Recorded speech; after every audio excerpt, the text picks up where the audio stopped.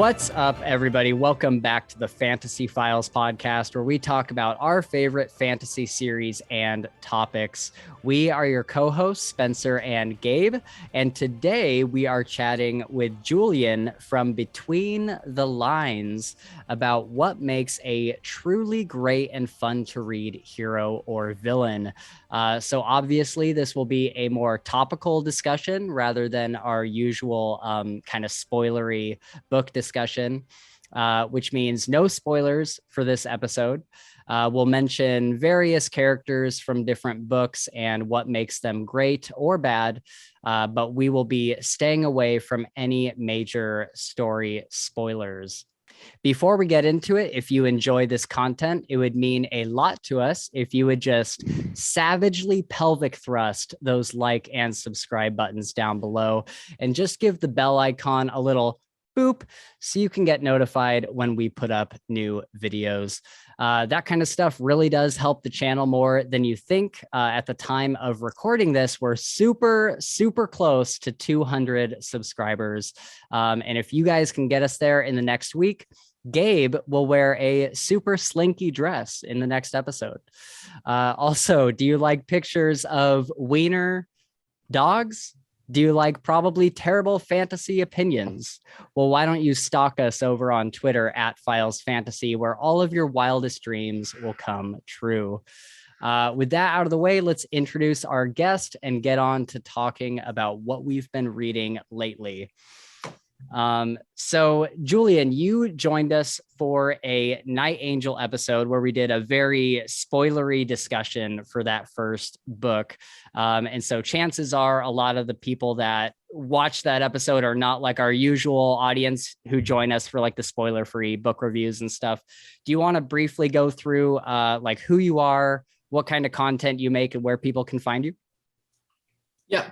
So I'm Julian. I'm a YouTuber. I make book-related content, not as often as I should have. I came from a place of being a videographer and filmmaker. So during the pandemic, I kind of wanted to do something creatively expressive and blending with a passion of reading that I've had since I was a kid. So I make YouTube videos where I just talk about books. Sometimes I do reviews, but not often. It's more just so, book hauls and book lifestyle sort of things. So making that, but I did do a review on Red Rising, so that kind of links into what I've been reading lately, and we can talk a bit about that because that was an interesting experience, and I'm very interested to get into the next one for sure. Yeah. It was funny because Gabe just read Red Rising. Yep. And I was probably around, I don't know, when did you put out your review? Like a week ago or something? Yeah, about a week and a half ago, I think. Yeah, and I had just filmed mine, and I was literally the next day after filming it, I was editing the video, and I popped over to YouTube real quick, and I saw Julian's Red Rising video pop up, and I'm like, oh shit, he just did it. So I think it's funny because I feel like there's kind of this maybe like a little bit of an unspoken rule in the YouTube booktube community of like, hey, like try not to put out the same content that I'm putting out at the same time, right? And so I felt really bad. I sent Julian a message. I'm like, dude, I'm so sorry. I literally just finished my Red Rising video. But yeah, what'd you think of that, Julian? Red Rising, that first book. Yeah, it was good. I mean, it was absolutely hyped up to extreme heights by my brother and my cousin. They're both huge fans of the series. They read the whole thing. And so I was expecting, it to be really good, and it was good, but they did warn me about like the Hunger Games aspect, like the more kind of YA tropes it borrowed from. So I was aware of that going in. Right. Because that's not stuff I usually read. But overall, I thought it was really good. In my review, I talked a lot about, especially in the later part of the book, without getting into spoilers, like the main bulk of it, the exploration of like military ideologies and being a leader and how that was explored through the protagonist character arc, I thought was really well done. Yeah. And I thought it had interesting action and a cool world that I think breaks the mold a bit from that YA framework it kind of started with. Yeah. There's a lot of really cool things that it explores. And your review got like really detailed. I honestly really enjoyed your review. Mine is more like spaceships go boom, you know. Yeah. So everybody, if you're into Red Rising, or if you've been curious about it, definitely go check out Julian's review. Gabe, you also read it recently. What was your take on it? Pretty much the same. I mean, I can't really beat what he just said, you know? But yeah, I did enjoy it. I was also warned, a friend of ours, Chris, who's been on the show, basically DNF'd it the first time he read it, right? Because he was like, this is so slow and kind of eh. And so I went into it with that mentality of like, all right, I'm not going to like put my hopes too crazy high. We'll just see what happens. And I really did enjoy it. I think that it was a little bit of a slog in my opinion, just a little bit, but it was still a great story, and I'm super excited for the next two. It's a trilogy, right? Yeah. Well, yeah, there's the first trilogy and now there's a second trilogy. Well, I'm just excited for the next books. Yeah. And you were saying the closer you got to the end, the more you started to get interested, right? Well, yeah, and especially, you know, the ending of the book really is like what was like the, you know, I was like, okay, all right, I'm sold. I'm totally ready for the next one. Yeah. So yeah, because I feel like in the first book, you know, we are for a long time, for most of the book, we are kind of stuck in like this Hunger Games type thing. And it's almost like a tunnel that you have to get through to get to, because the end of the first book and the second book are like, it opens up the world so much. And it's almost like in a video game where if you're like about to play like an open world game or something, and that first like 30 minutes is the tutorial stage and you have to do what the game tells you to do, but then it opens up and you're like, oh, now I can do whatever I want. And that's exactly like kind of how the second book feels, because all of a sudden he's, you know, I'm sure I'm not really spoiling too much here, but he's out of the game and he's got other stuff to do. And so yeah, I think both of you guys are really going to like the second book. I would say the overwhelming majority of fans tend to say that the second book was their favorite. And I almost agree, because like the second book and the third book for me are so close. And I think the third book is my favorite, just because everything just exponentially advances every single book. Like the stakes get higher with every single book and the world just kind of snowballs. So I'm super excited for you guys to read that. We'll have to coordinate our reviews if you're doing another one. Oh yeah, for sure. Yeah, well, post them at the same time. Well, so my review is the first 3 books. Okay. And so I'm just doing the trilogy, and then, you know, maybe I'll probably, I don't know if I'll do a review for Iron and Gold or Dark Age, the second trilogy or whatever. I don't know if it'll depend, because I've heard a lot of people be like, you know, keep your expectations like tempered with the second trilogy. Like a lot of people like them, but then some people don't. But that's honestly the same thing I heard about the first trilogy. So, you know, I don't know. I better sorry, Gabe, did I cut you off? Well, no, I was just going to say that we're going to do like a deep dive eventually on it, right? Oh yes, we absolutely should. Yeah. Maybe if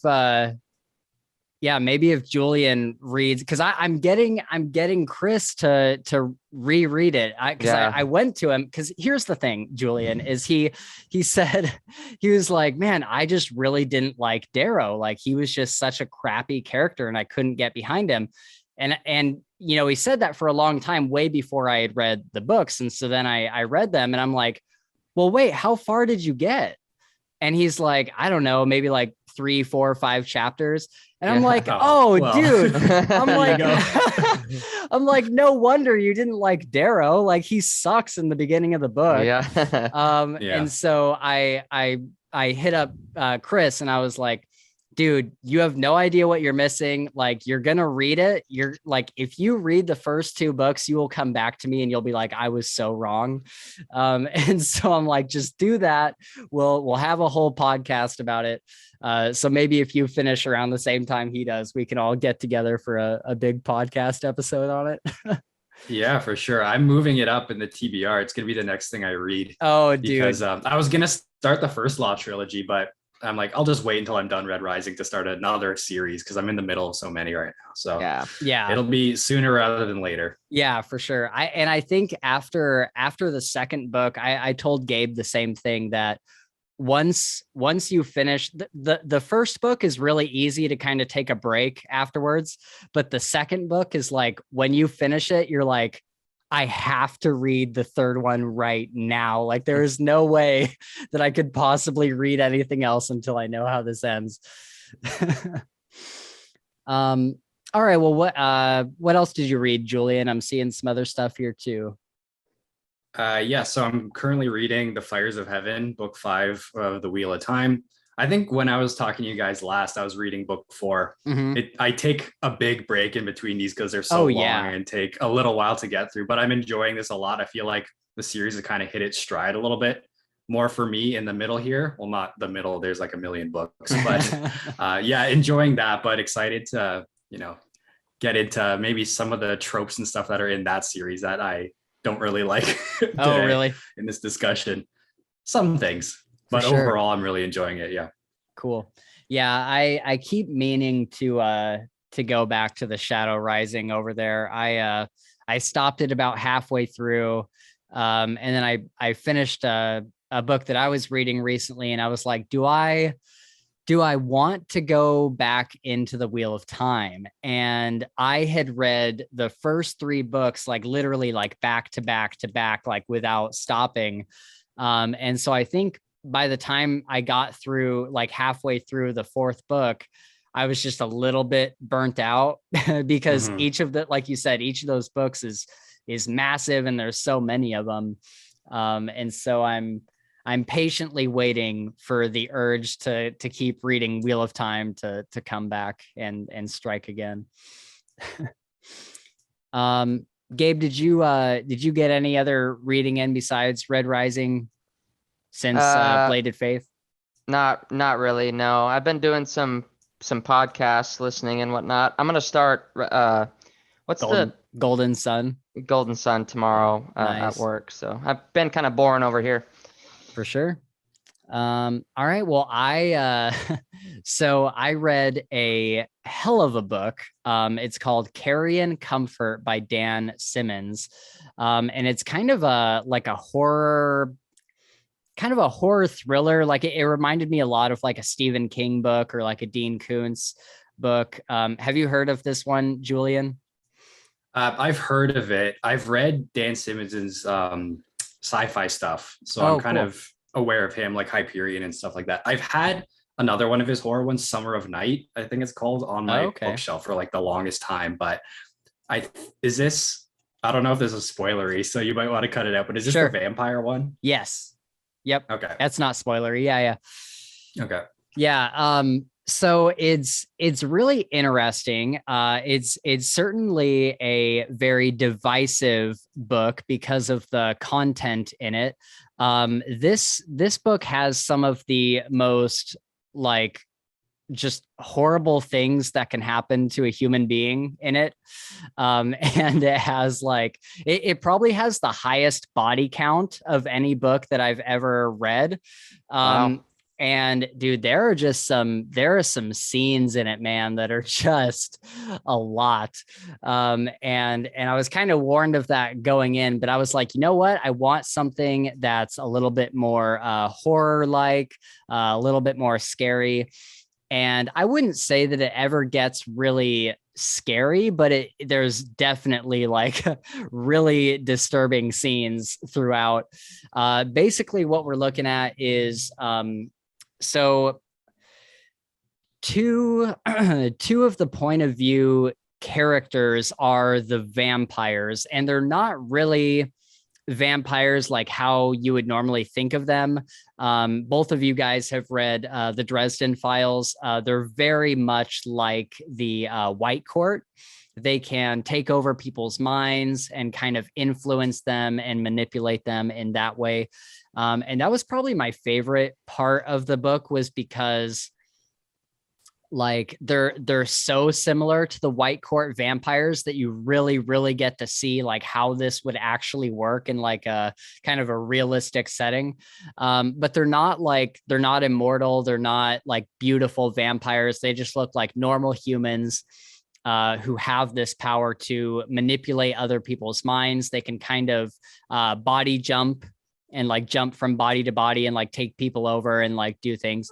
And so basically the meat of the story is that there's kind of these 4 or 5 vampires who they do live longer than normal humans. So a lot of them are from like the World War II era, maybe a little bit before, maybe like the late 1800s and stuff. And every like, I don't know, 20 or 30 years, they decide to play this big kind of like a death game where they all have like a number of humans that they use, and they kind of try to politically maneuver them and do all these different things to try to get to the other vampire and, like take them off the board, like to kill them with each other's pawns.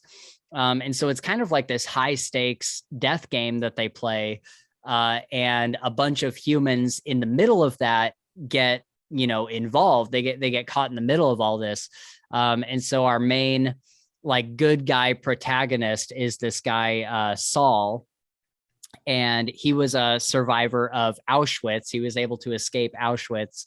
And one of the vampires that is involved in this like high stakes, like world spanning game was one of the guys in Auschwitz, one of the like Nazi leaders or whatever.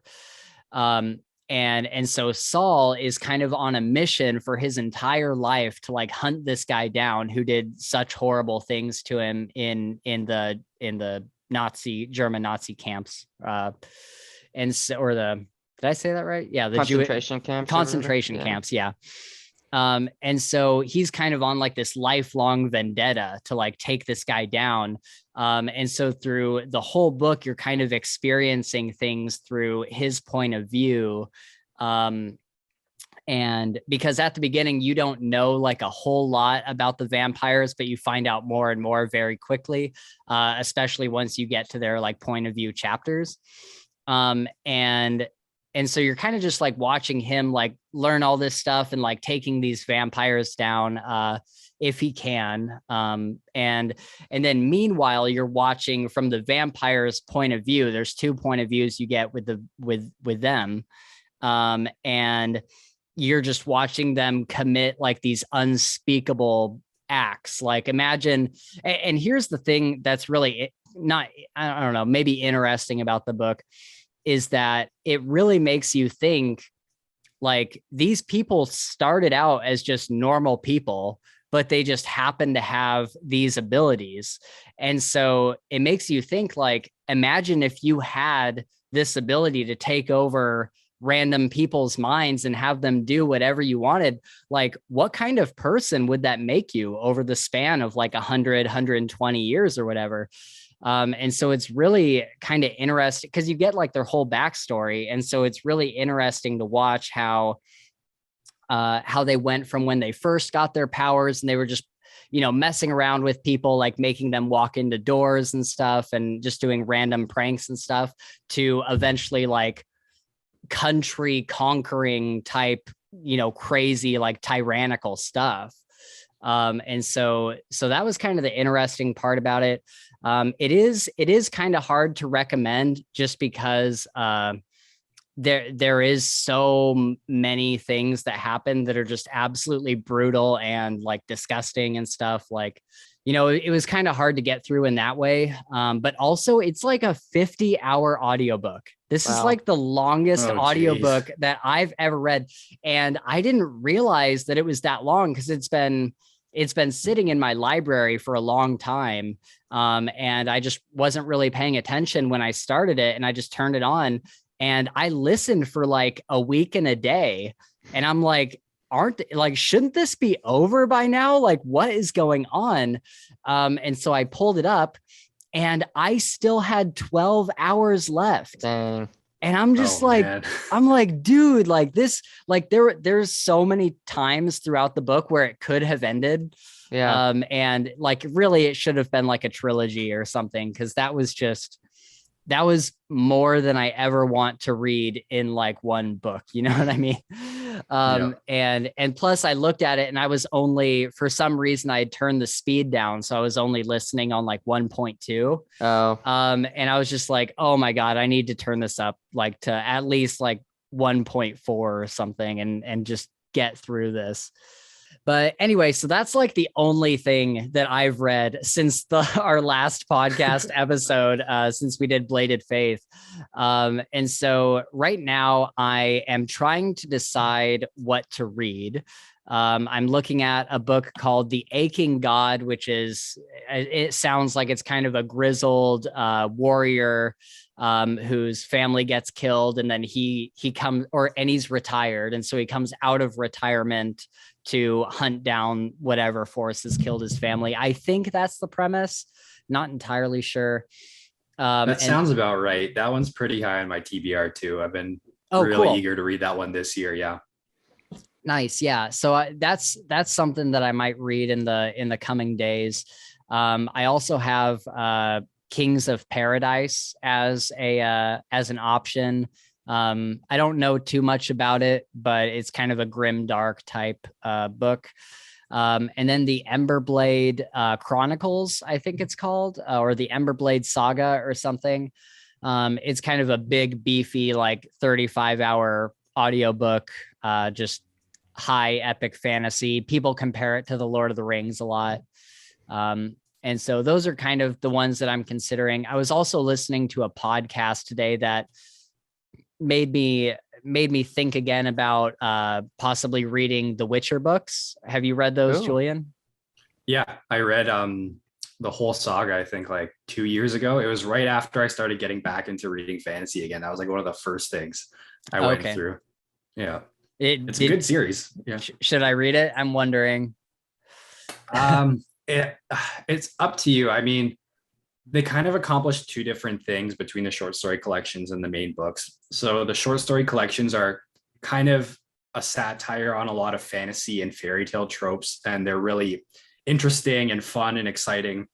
But the main bulk of the series is a lot more human, political sort of thing. And it's one long story. You could almost consider like all 5 books just one book, because the story just picks up right from one to the other. So if you have the patience to sit through that, because there's not a lot of closure and completion in just finishing one book. So I'd say if you like the first short story collection, like the world, because the world is really interesting, then go for it. But, you know, I can get why you wouldn't maybe like the actual saga novels of it.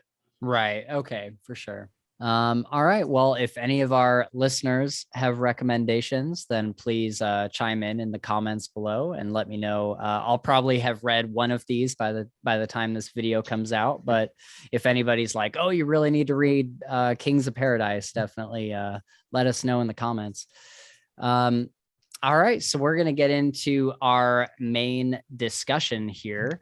So today we're talking about like, what are our favorite like tropes about like heroes and villains? What makes a good villain? What makes a good hero? And those are kind of buzzwords. I use them a little bit loosely. We're talking about like protagonists and antagonists, and really characters in general that fall to one side or the other of the good and evil spectrum. And so, you know, most of my stuff is from fantasy books, but also feel free to use characters from movies, TV shows, anime, video games, etc. If you want to bring those up. All right, so what would you guys say that your favorite like hero tropes are? What do you look for in a fantasy hero? I would say I guess the best way to put it, like you got the list here. First would be like, I love reading stories where the hero is extremely competent, very just knows what's going on. He can handle pretty much anything. And mind you, that can get a little bit boring sometimes, like just depends on how it's put out there. And then the other one is underdog, man. I love underdog stories. That's by far my favorite trope, I guess you could say, of a hero. Somebody that, came from nothing and destruction and built himself back up is just really powerful. Yeah, I agree with you on the competent side. Like, I just love a story when the hero is just driven, knows what they're doing, and can, they're not passive. I think that's maybe the better version of it for me, is that somebody who's very active in what they want.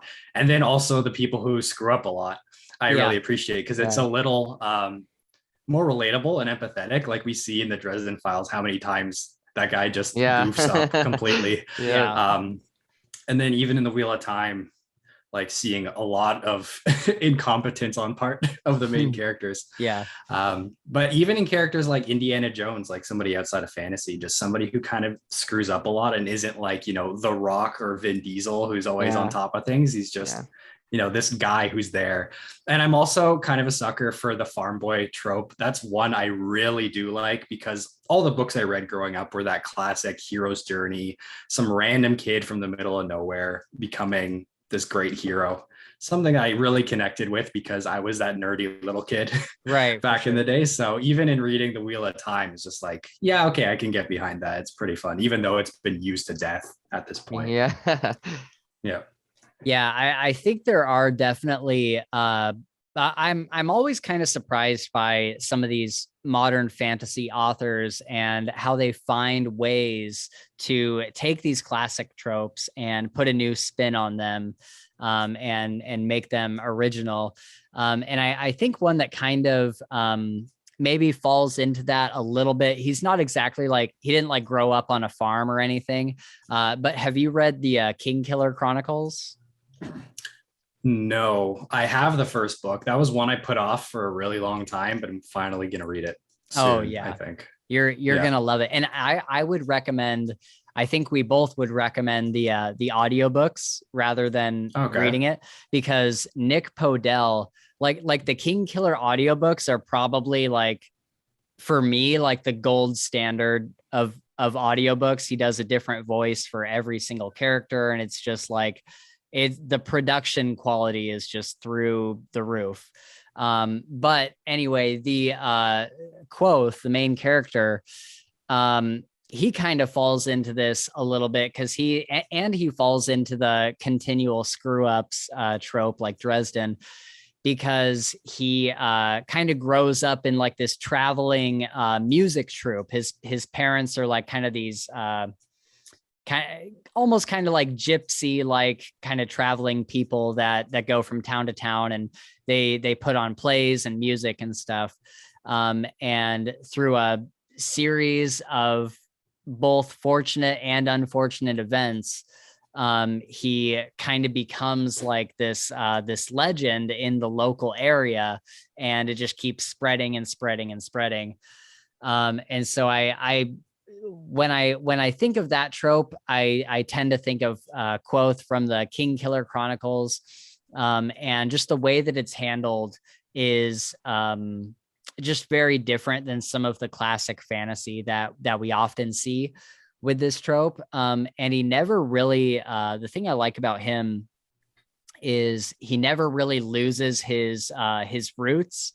Like, he always remembers where he came from.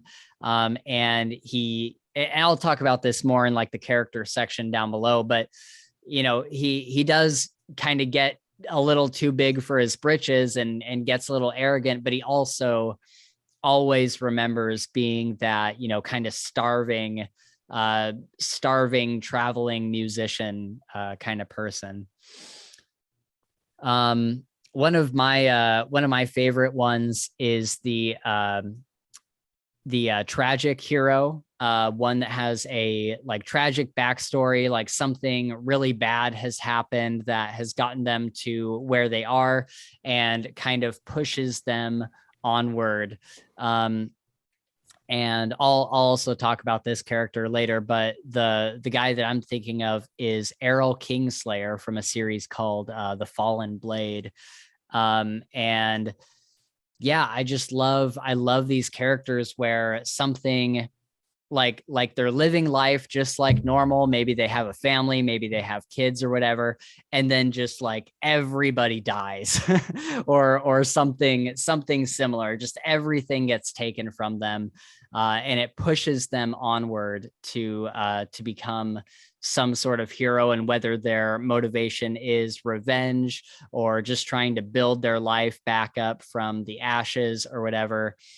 I love this tragedy that happens, because then it usually creates a really interesting character in the way of they're usually very cynical and jaded, and they kind of have this chip on their shoulder, and so then other people in the story start to come into play and have to deal with this person with all their baggage.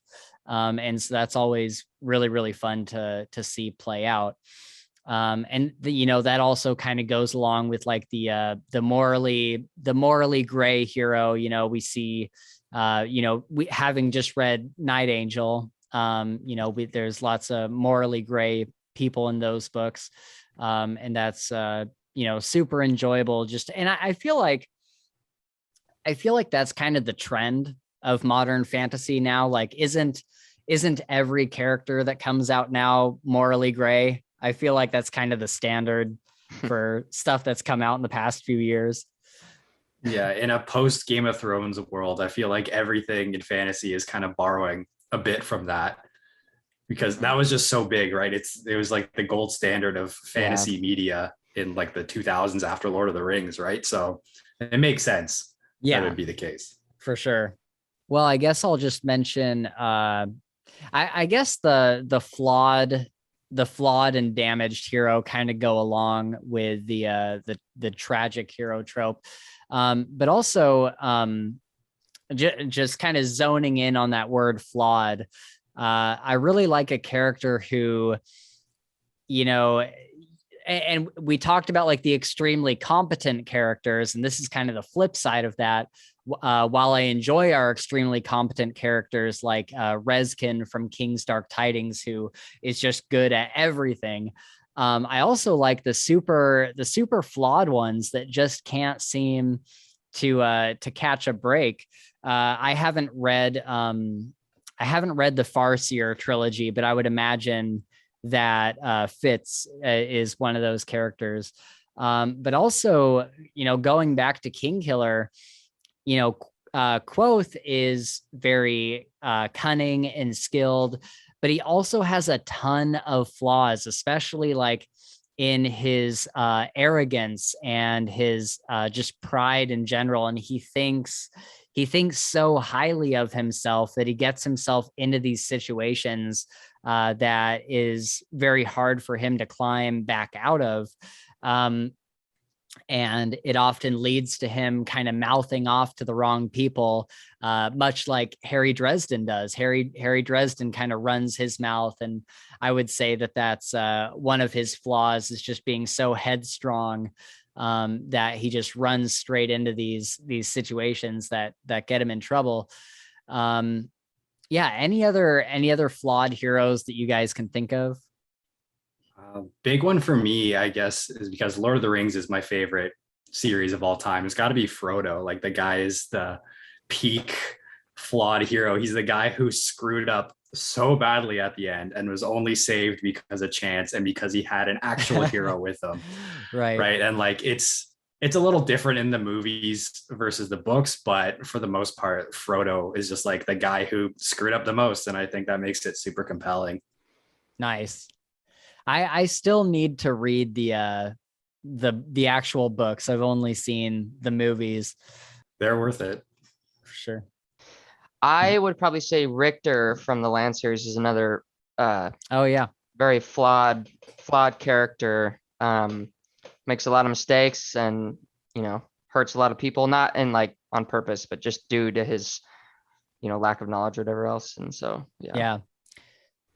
What's the phrase? being something like stupid is more dangerous than evil or something like that. And so when you have I haven't heard it, but I believe that when you have a flawed character who is just often making like really, really bad decisions, like he tends to hurt the ones around him, even if he's not like a bad person. He makes these decisions that affect others. Yeah.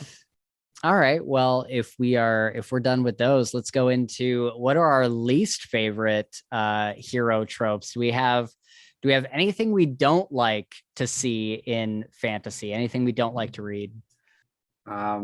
Well, I think for me, I mentioned this before, but not incompetence, but just passiveness. I don't like a character who just kind of floats through the story and things just happen to them. I can't think of a specific example right now because I've been reading some decent stuff recently. Yeah. But I just cannot stand when a character is just sitting around doing nothing for the entirety of the book. Like whatever they're doing, if good or bad, really smart or stupid, as long as they're doing something, I think that's fine. But when they're not, that's when it gets kind of annoying for me. Right. Yeah. I need a protagonist with like really strong motivations that are very like clear right from the if not right from the beginning, like that are very clear at some point, them to have some sort of goal in mind. There's been a few books that I've read, not super recently, but in the past year. And I don't want to bash on anybody's book or anything, but there's been a few that I've read in the past year where I've just been like, this character is just kind of like, it feels like when that happens, it feels like the plot is more important than the characters in a way that doesn't give the characters enough spotlight, I guess. Cause like if the characters are just kind of swept away by the plot, there's good ways and bad ways to do that. But if the main character doesn't have like a driving goal within that, then they can often come off as kind of lackadaisical, I guess. I am tired of the chosen one trope. And I know, like, obviously, we're fans of Wheel of Time, and that's fine and whatnot. But I feel like I've read so many where the main hero is simply the hero because he was born under the right stars or whatever.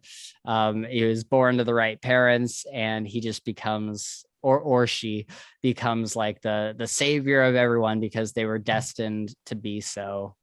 Yeah, I see what you mean. Like for me, it depends on how it's handled. Like in the Wheel of Time so far, that's not really bothering me. Right. But in some books where it's like, yeah, if this person is just the protagonist because they were born into a royal line or something like that with no other motivations, then it gets kind of annoying.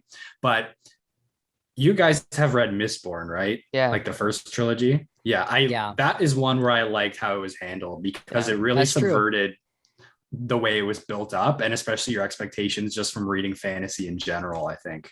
Oh yeah, for sure. Yeah, I think that handles it really well too, because it's not like it's not even close to immediately revealed who that is. You know what I mean? Like it's not even it doesn't even come close to giving you enough information to guess who the chosen one is.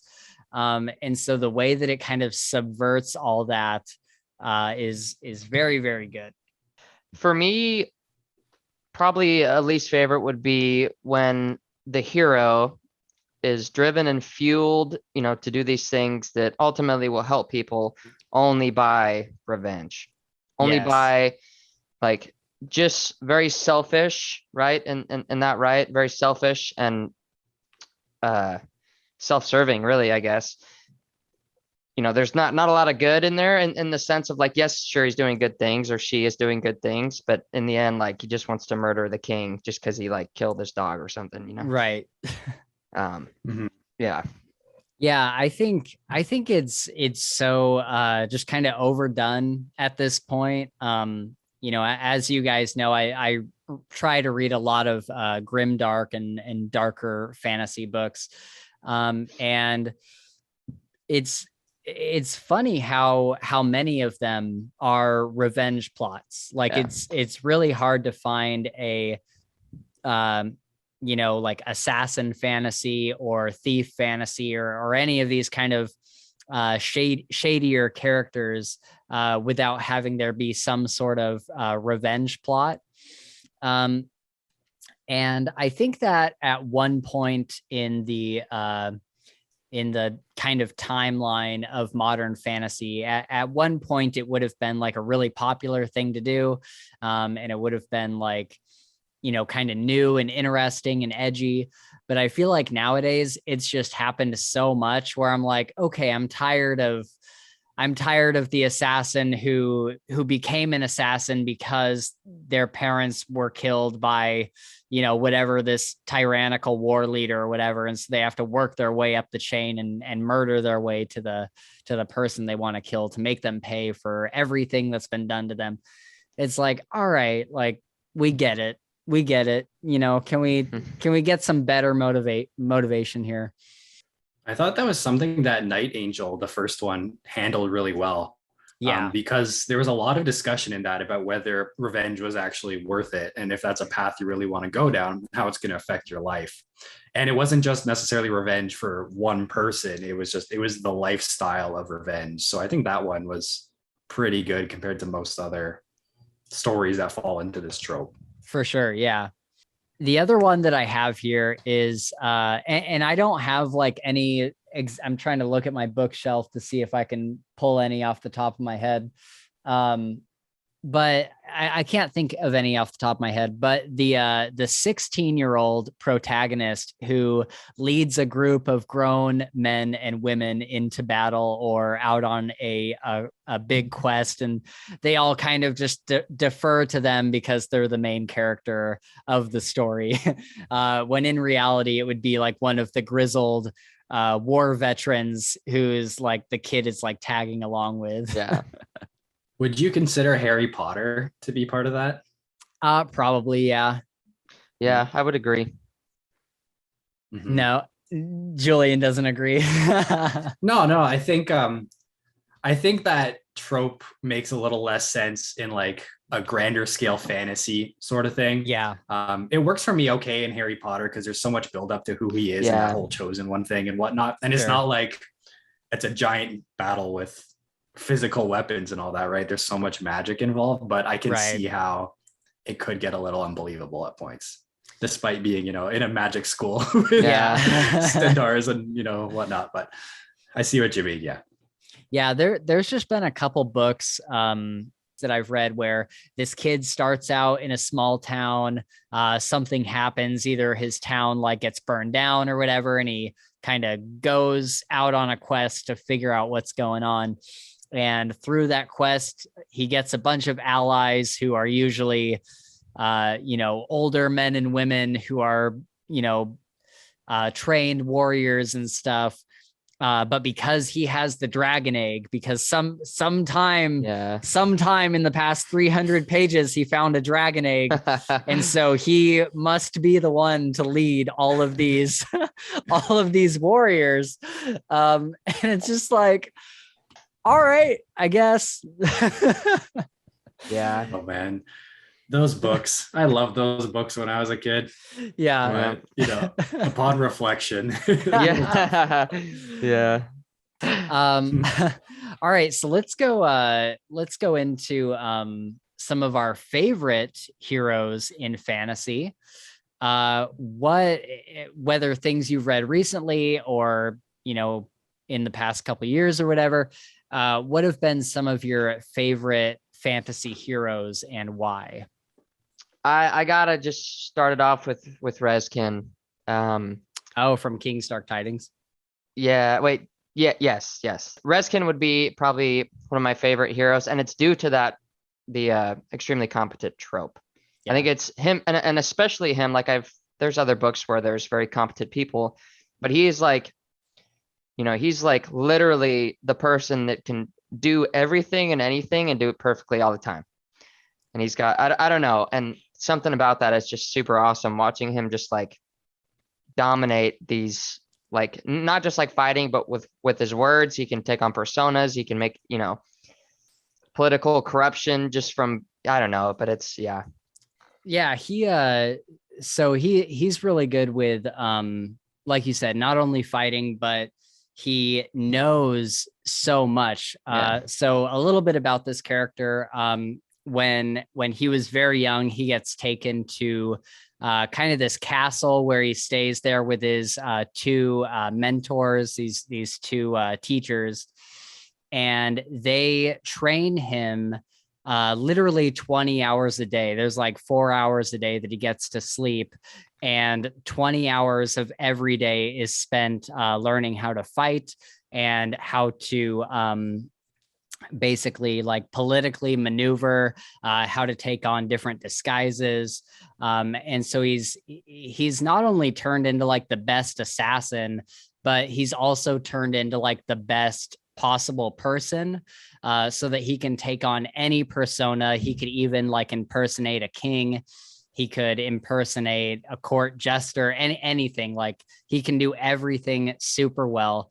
But that came with some serious drawbacks, because his entire life was spent in this castle. And so he has no idea like he's seen like maps and stuff, but he doesn't have any like day-to-day experience with what's outside the castle. So like the first time he steps into a town, he's like, what is, like, it's so loud, and like he just can't believe like how he's like, why is nobody like wearing armor? Like ever, like I could easily stab this person and they're not, they're not defending themselves.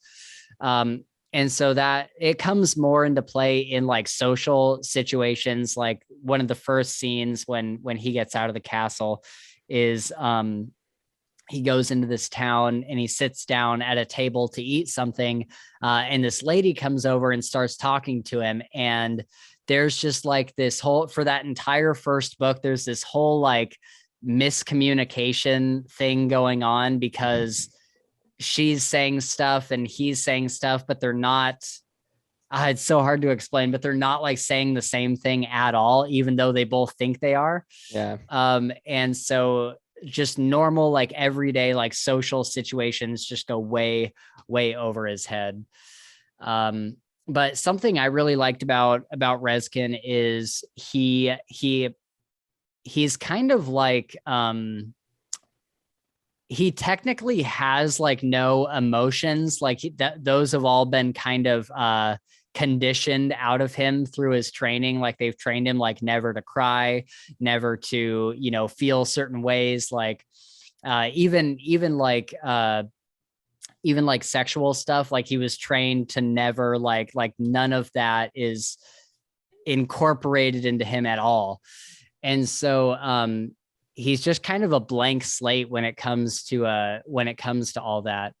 And he has very questionable morals, not because he has bad morals and not because he has good morals, but just because he simply has like none. Like there's just no, would you agree, Gabe? There's just there's no radar for him to judge anything against. Exactly. Because he's always been in this castle.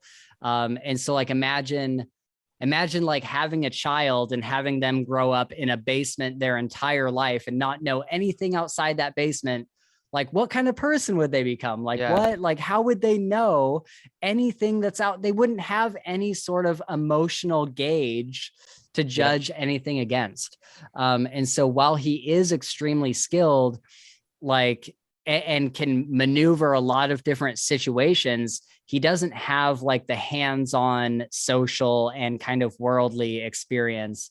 But he does, for some reason, he does have like this very like high sense of like honor. And he believes in respecting others and others respecting him, and showing mutual respect to those in his both in his employ. And I really love that about him. Julian, any favorite heroes? Yeah, I think I can talk to one that we can all agree on, and Harry Dresden. Oh, Yeah. The guy's yes. like the best protagonist I've read in fantasy in the last couple of years. Like he's the best. And the fact that like I listened to the audiobooks for the back half of the series. Oh, So yeah. having the narrator bring him to life just makes him Yeah. so much Yeah. more alive and colorful. And he's hilarious. He's really good at what he does and also really bad at what he does in some ways.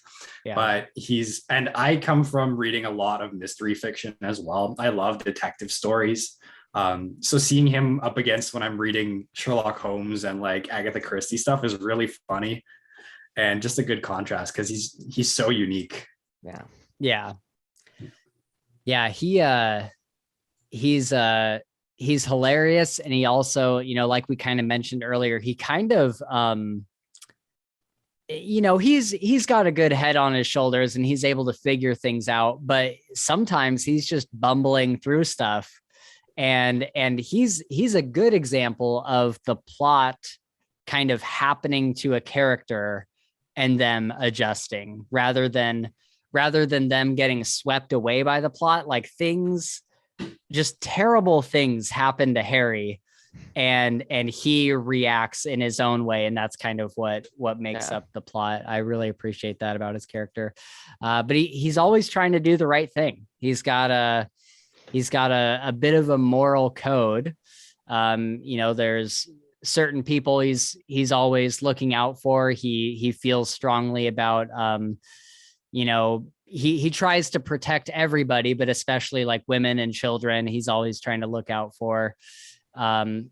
He's just, he's always, would you guys call him morally gray? I would say like, little.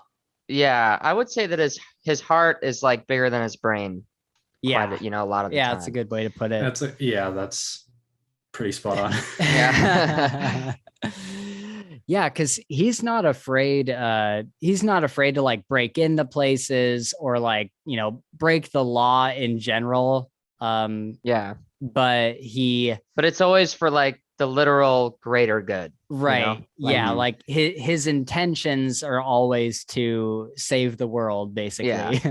Yeah. So he has a lot of power, but no finesse. And I kind of love this about him, that we see other characters in the Dresden Files who are able to use magic in these really subtle and creative ways, that he's just like, I have no idea how you did that, and I can literally burn down a building. Yeah. So like it's so funny to see like kind of the juxtaposition of him and Molly or him and Elaine, where both of those people are really like, they have a lot of finesse and they can do some really cool things, but he's just like throwing fireballs. He's got the metaphysical muscle. Yeah, the metaphysical muscle, exactly.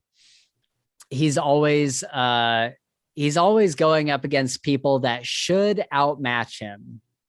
And because he's kind of he's got a way of like preparing for battles, I think that kind of put him in the they kind of gives him the upper hand when it comes to that, because he's always kind of preparing in advance, plus his magical muscle. But he's always going up against like these really big villains who should definitely be squashing him. And that's kind of how he's made a name for himself. And I really love that about him. And say he always seems to have something up his sleeve, or when he's just getting beaten down in the final act, that he's just like, oh, there's this one thing I mentioned earlier, like 100 pages ago. I'm going to use that now and just solve everything. And it never feels like contrived or forced. It always feels like, yeah, he would figure that out and then pull this out at the last second. Right. For sure. Yeah. I mean, I was also going to agree. I think I mean, you really said it the best. In his preparation, he moves himself up a weight class, which is awesome. The thing that's interesting about Harry too is he's kind of got this, speaking of the more morally gray qualities, since it's in first person, and I don't know about you guys, but I prefer first person for my storytelling. And since we're inside his head, we get to see all this kind of like mental moral dilemma that goes on inside, because in the end he does the right thing. And even at the time, he's always, every action he takes is to further his goal of doing the right thing. But in his head, he's got all these thoughts inside there that are like, he's had tons of like really gnarly thoughts go through his, like, I just wanted to squash this person's face, and like all these like really violent thoughts. And even the stuff that follows him from his early years with Justin Dumorn, he's got all of this kind of darkness that follows him that kind of is a tug of war inside him. And not to get too spoilery or anything, but there's a choice later in the books where he has the option to take one of several options of power, a lot of power that he can gain. And he kind of has this inner monologue where he's like, over the years, I have been offered a ton of power. I have been offered like so many opportunities to level up like way beyond what I am now. And people are scared of that. Like when people look at Harry Dresden, they're like, this dude is scary because he's kind of a wild card and we never really know which way he's going to go, even though we as the reader know kind of where his heart is and where his like moral line lies. The people watching from the outside are like, he's made a lot of friends with a lot of really bad, evil beings. And, we're kind of scared of him. I think that was something that came out really well in the short story collections too, is finally seeing Harry from somebody else's perspective. Oh yeah. Which is like, because in the main books, it's the first person, you're in his head. And then for like 15 odd books, and then you finally jump into someone else's perspective after essentially being this guy for so long and being like, oh crap, like, yeah, he's scary. Yeah. He does a lot of dumb things. For sure. Yeah. One of my favorites is so as of right now, my number one favorite book for the year is We Break Immortals by Thomas Howard Riley. And I would say so far this year, arguably the main character in that book, Aaron, is probably my favorite protagonist of the year, maybe next to Darrow. But he is a really interesting character because he does not care about like saving the kingdom. He doesn't have like some moral high ground that he stands on. He's actually like a pretty selfish guy. And basically the book is about these rogue magic users. Magic users in this world are kind of rare, like probably more rare than we see in most fantasy. And people are like scared of them. Like people try to avoid them at all costs. And you can be like a registered magic user, in which you're able to use magic, but you have really tight constraints on what you can and can't do. You're always kind of under watch and stuff. And then there's other magic users that just never get their social security card, and so they they're just off doing their own thing, and they're hunted by these people called Glass Eyes, who basically work for the kingdom. They work for like the king or whatever, and they're essentially like magical CSI forensics kind of people. And they have these monocles that they use where they can investigate like the crime scene or wherever like magic was used, and kind of tie it back to the rogue user and track them down. And so we see Aaron, who is one of these Glass Eyes, and he's just trying to do his job. He doesn't really care about good or bad. And he doesn't he doesn't like people in his city getting killed or anything. Like, he's not like, he doesn't have no emotions, but he really doesn't have any attachment to the kingdom or his superiors. Like, he doesn't really have a huge attachment to like his king or his lord ruler or whatever. His main motivation is he simply wants to do a good job. He's very, very good at being a glass eye and kind of hunting these people down.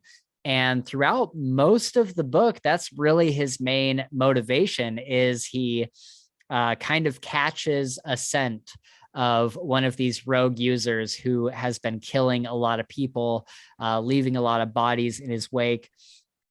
And, Aaron is like saddened by this, but that's not like his motivation. His motivation is simply like, I am very good at what I do, and I just want to do my job. And so I think that's really what I like about his character. He does have like friendships, but they're more like work friendships. And so anyways, it's just an interesting spin on the typical character, whether they're the main character hero or not. Like, typically we get some version of the main kind of protagonist in every book. They usually have, very close like friendships or a very close loyalty to a king or whoever. And this just kind of throws all of those, this character throws all of those kind of tropes on their head. And I quite enjoyed him as a character. He's pretty funny too. All right. Somebody else want to grab a character? Sure. I wanted to mention somebody who kind of embodies a lot of what we're talking about is Roland from the Dark Tower.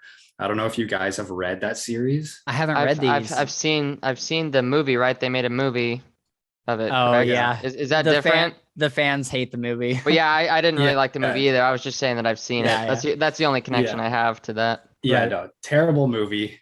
Great series.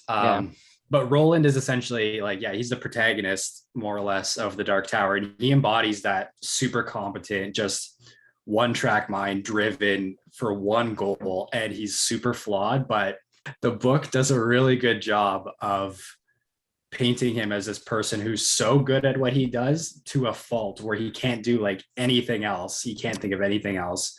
And because his whole goal, and this is stated like right at the beginning of the first book, is he wants to find the Dark Tower. And he meets a character a little while later who's a drug addict. Oh. And he even compares Roland to a drug addict, saying, "You're a tower junkie." And it's like, oh, that's a really interesting way of framing the hero with a cause sort of story that I never really encountered before. And like that, the way that whole story just plays out is crazy. So I don't want to say too much, but yeah, he's a great protagonist overall, I think. For sure. Is Roland the gunslinger? He's the gunslinger. Nice. Yeah. I've been curious about that series for a while. Mike from Mike's Book Reviews talks about the Dark Tower all the time. Do you think it's something that we would like? It's a little different from a lot of modern fantasy. I mean, it's relatively recent. I guess it started in the 80s, but ended in like 2006 or 7. Okay.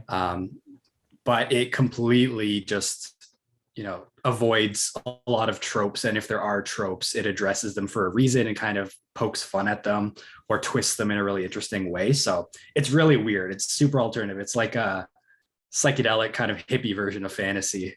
Okay. But yeah, there's a lot of cool stuff there. All right, Gabe, do you have one? Yeah. I was going to talk about one of my favorite characters, Richter from the Land series. Oh, yeah. So, of course, just a little premise. He's transported to a video game. He's playing a VR game or whatever and gets transported into this game, into this little village that he gets to call his own. And so he travels out to the Kingdom of Law, where he sees some pretty rough corruption, right? There's a lot of non-humans that, there's elves and goblins and all this stuff. And so the kingdom is treating them like absolute, crap. Like they don't have any rights. They don't have any, they don't have any help for anything. And so he decides that he's gonna, make this place that's his, the Mist Village, a safe place for all these people. So the reason why I'm saying that is because probably the reason why he's more one of my favorites is because like he's willing to do anything to keep his people safe, right? Like that's his ultimate goal, and the entire book, right? To get more powerful, just to keep his people safe, which I really, really, really like. Second is that he's hilarious. Comedic value, like you've touched on it a little bit, but like he is so funny, and I love like when I like some of the stuff, man, like I could barely breathe. Like it's that funny. And so yeah. Right on. Have we already talked about Quoth? I don't think so. Okay. At least, I mean, we have talked about him, but we haven't not broken. Not like in depth. Okay. Yeah. I think one of the things that's cool about Quoth is I think Name of the Wind came out around the time where we were still getting some like more cookie cutter protagonists, and Quoth like is the flawed protagonist. Like he is like the unreliable narrator. He is like the flawed hero who just kind of stumbles his way through everything. He makes so many bad decisions. And nothing he does is perfect. Like every plan that he makes has some sort of like major flaw. Like once he gets into it, he's like, oh, I didn't think of this. And like everything he just kind of has to deal with everything as it all like falls apart. And, but on top of that, on top of having all these flaws, like at his foundation, he is extremely clever. Like he is just extremely like smart and can think on his feet. And he's just really, really, really quick-witted. And so oftentimes that gets him out of most situations, just being able to think like super, super fast, come up with a plan really quickly. And just, he really has like a silver tongue. And so in a lot of ways, he's able to talk his way out of most situations. And so that helps him out a lot. But along with, he's kind of a weird, he's a really interesting juxtaposition of a character, because as selfish and arrogant and conceited as he is, he also, like when he makes a friend with somebody, like he genuinely has their best interest at heart. And so the friends that he makes, he's, pretty much willing to do anything for them. He's also not afraid to use them, not in any like really like super dark ways or anything, but he does kind of manipulate his way through his friendships and social situations and stuff. But deep down, he like really, really loves his friend. There's like a few key people that are kind of his inner circle that he's really, really close with. And so I think that he's just one of those characters where, if he didn't have those few redeeming qualities, I think a lot of people would hate him. And I think that, there are some reviewers out there who are like, I really hated Quoth because he's so aggravating sometimes. But I think that like his good qualities and bad qualities might be like 40-60 or something, to where he just has a little bit more good qualities than he does have bad qualities, which really, really makes him shine. Plus, he is super funny. He is so hilarious. And so that's really, really endearing as well. And I think that's important for really any character, is, if you make your main character funny in any way, then, people are just going to naturally love them. Because even look at the villains we love, like some of the some of the villains we love are super funny, and it makes us like not hate them as much, you know? Julian, having just read Red Rising, do you have anything to say about Darrow? I think he's interesting and like a pretty good protagonist. You know, he kind of checks all the boxes. You got the motivation, the drive, the skill. I really like in stories when they gain a lot of skill, especially really fast, and they have to kind of accommodate to that. Right. Reminds me of the Matrix in a way where he learns all those skills like instantly. It's very similar in that aspect, but I liked seeing the way his character, like he thought that him and his people were just lesser people than the Golds. And then for him to realize that everyone's just human, and to apply what he learned, but also just who he is as a Red, I thought was a really interesting hook for a protagonist, and more than just, you know, I need to fight these guys for so-and-so reason. Right. Like there's a bit more to it than that. So I appreciated that aspect of it. Did you have any favorite things about Darrow, Gabe, specifically? I wouldn't say specifically. I think that, you know, we were talking about the tropes up above, like the revenge plot hero. And I think that he is that, which is kind of like still great. And I enjoyed his character. So that kind of like, I guess, dulled it a bit for me, because that's another one that's like, you know, he's fueled by revenge, right? Like that's his whole goal. Right. Which is fine. It probably works out great for the story. I don't know, because I've only read the first one. But yeah, I like it. He's a leader, super willing to do what he needs to. He also understands kind of the, you know, there's some scenes where he's, you know, when they're doing the Hunger Games thing, and I don't know specifics, but where he like kind of reads a situation and like determines that if he does this, then hope, you know, that outcome may happen. How you know? people will react and yeah, stuff. yeah, and then he kind of works through that. So I feel like he's very smart. You know, he's very witty, which I enjoyed. Not witty, I guess that's not the right word, but like clever, always socially. Yeah, clever, exactly. And so that's cool. And there's a lot of potential. You know, like I said, I don't know what happens after this, but I can see him, you know, moving up pretty quick in the world of the Golds. Yeah. I loved everything you guys said exactly, but also just how he kind of becomes this leader in Red Rising, because it seems like, and I promise I won't go into any spoilers or anything, or at least the people who haven't read the book won't know what I'm talking about.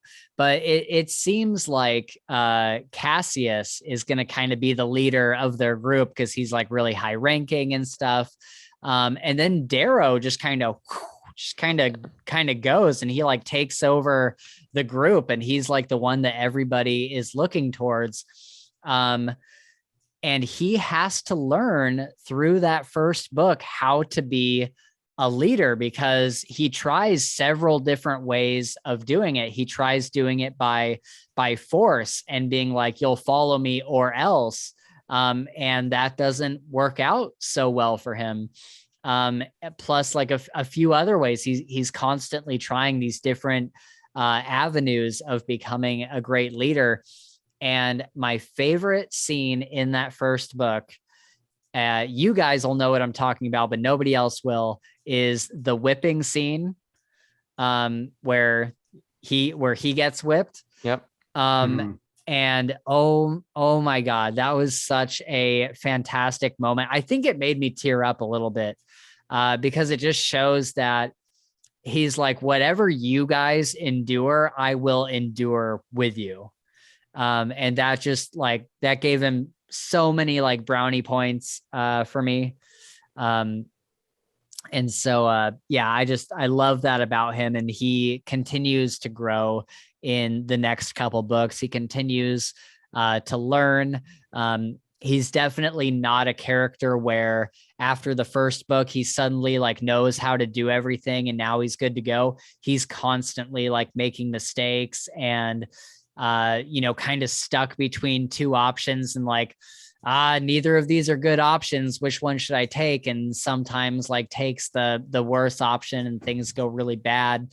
And sometimes things go really well. And so I felt like he was one of the most like realistic kind of character arcs that I've read, simply because he didn't have like these large advancements of power besides the times where he would like, gain a rank within the gold society. Like his arc and his like learning curve was very believable. It happened in little, like tiny incremental steps, and it wasn't always like the right step to make. So I want to talk real quick about James Holden from The Expanse. Have you read The Expanse, Julian? Not yet, but they have all the audiobooks at the library. So Nice. yes. I'm doing that one. Hopefully next year, I think I'll be able to fit it in. Okay. Yeah. The Expanse has really great audiobooks. I really enjoyed the guy that did the voices for that.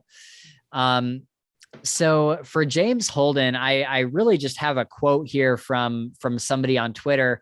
I didn't mention this earlier in the episode to our listeners, but I posted a thing on Twitter saying, "Hey, what was your favorite?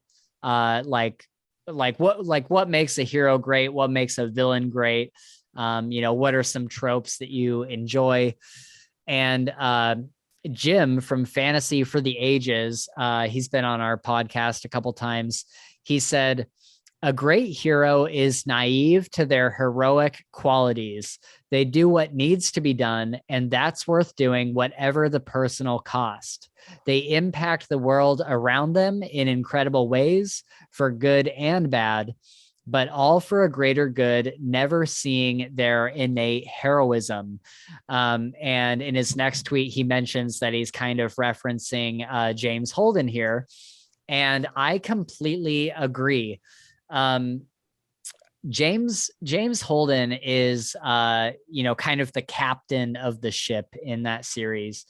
He's arguably the main character, and he just goes around. What did you say earlier, Gabe? His heart. You were saying about Harry. His heart was bigger than his brain. Yes, exactly, and that's exactly what James Holden is like, because I wouldn't say that he has like a moral code that he follows exactly, but he does have like a big heart for people. He believes very strongly in certain ideas and ideals, and he puts his all into it. And if he latches onto something, he is not going to give up. And when we're in his point of view, we see that he's not doing this because he thinks he's like doing some heroic deed. He's just doing what needs to be done in the moment, and what will be better for his crew and better for whatever planet they're on.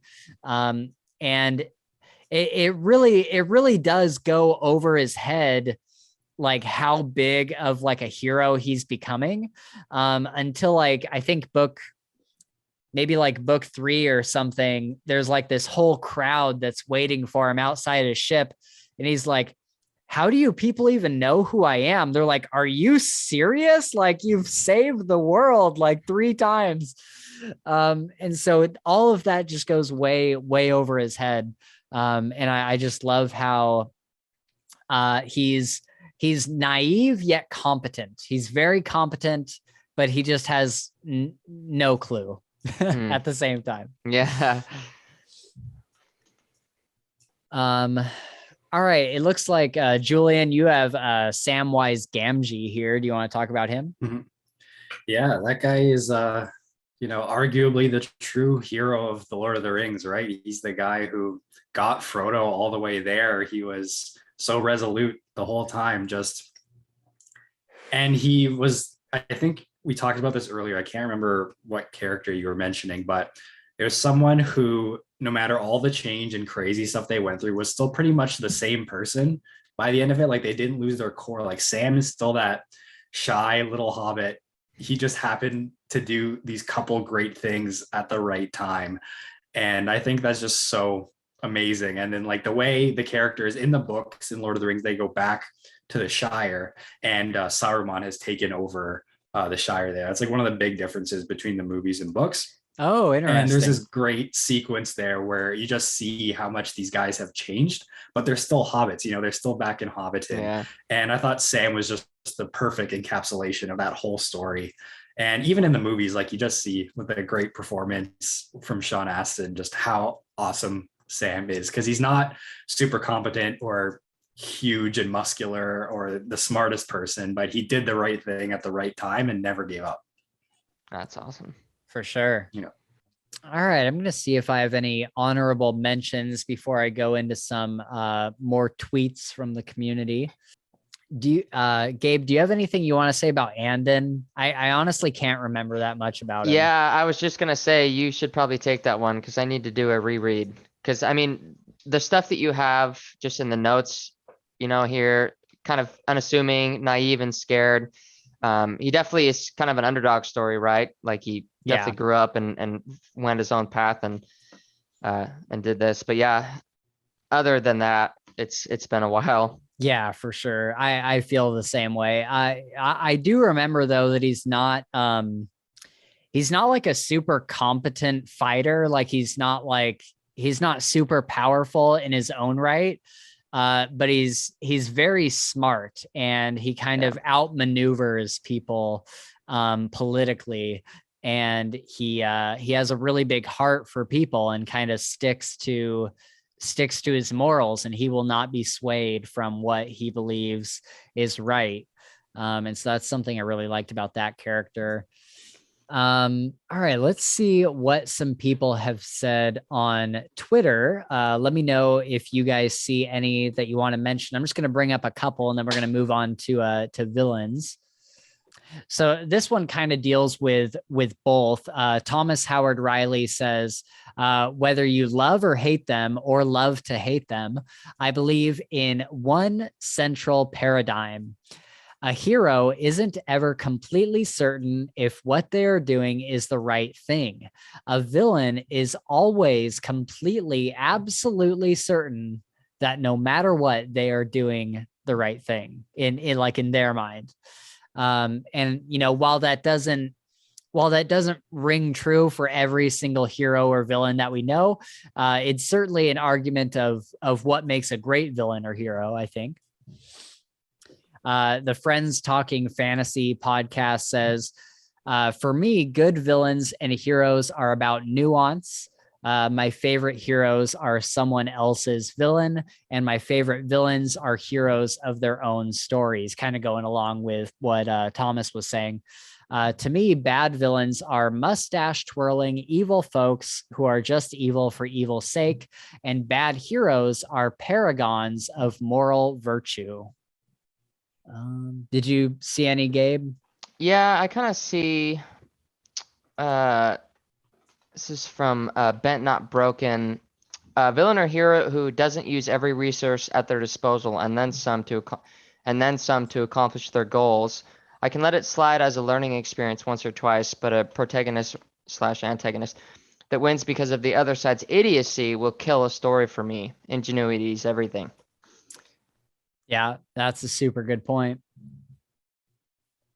Oh, David Dalglish that we had, the author we had on last week, he says, because I think my question was exactly what makes a great hero, what makes a great villain. And he says, the answer to the first two is obviously great hair. That's awesome. I like that. All right, cool. Well, we'll move on to our favorite villain tropes. I do have a couple tweets that are about villains specifically that I really wanted to read. One of these is from Reddit, Wednesday's Fool. They say, I like villains that I both sympathize with yet cannot forgive. The ones who teetered on the edge of right and wrong for a good while. The ones who will occasionally do something that in some aspects is not evil. The ones whose evil acts are from their inability to deal with their own trauma. The ones who in a slightly different circumstance probably would have been a kind person. Wow. And I thought that was pretty That was pretty right on, I think. Yeah. Yeah, like a nuanced villain that has both good and bad. But in the end, you can't excuse the bad things they've done. Yeah. And then our friend Holly Tinsley, author of We Men of Ash and Shadow, chimed in. Matter of fact, she sent us a direct message rather than putting it in the post, because she was like, Twitter doesn't allow enough characters for me to explain what kind of villains I like. And she says, I think to build a good villain, you have to understand that villainy is a label imposed based on the perspectives of everyone but the character. Villains are only villains because the world around them holds them to a particular moral code and societal rules. So to create a great villain, you have to create the world that sees them as such. The line in her book, The Hand That Casts the Bone, sort of touches on this when Taryn asks, what is a hero if not just a murderer whose tales are more favorably accounted? She says, I'm not saying it's a hard and fast rule, but I think unless you're talking full-on cartoon style villain, most villains are the heroes of their own story. They're just living a different story to the rest of the world. Even psychopaths have a logic. It's just illogical to us. I'm not even sure this makes sense, but I guess what I'm going for is there has to be an equal amount of nature versus nurture built into the character. It's not enough to say that this person is bad. I need to know why they in particular are bad in the context of the world and society. Woo! Yeah, wow. That was super well said. Holy shit, Holly. He's a genius.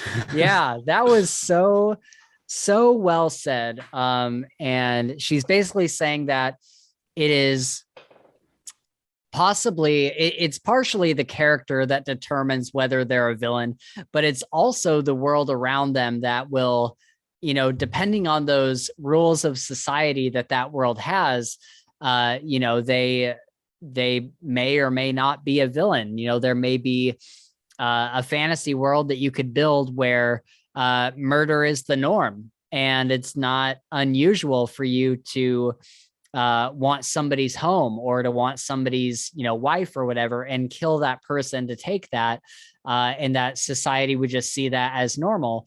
But in a typical world where that is not okay, that person would then be the villain. And so I thought that was an interesting angle to come at that from.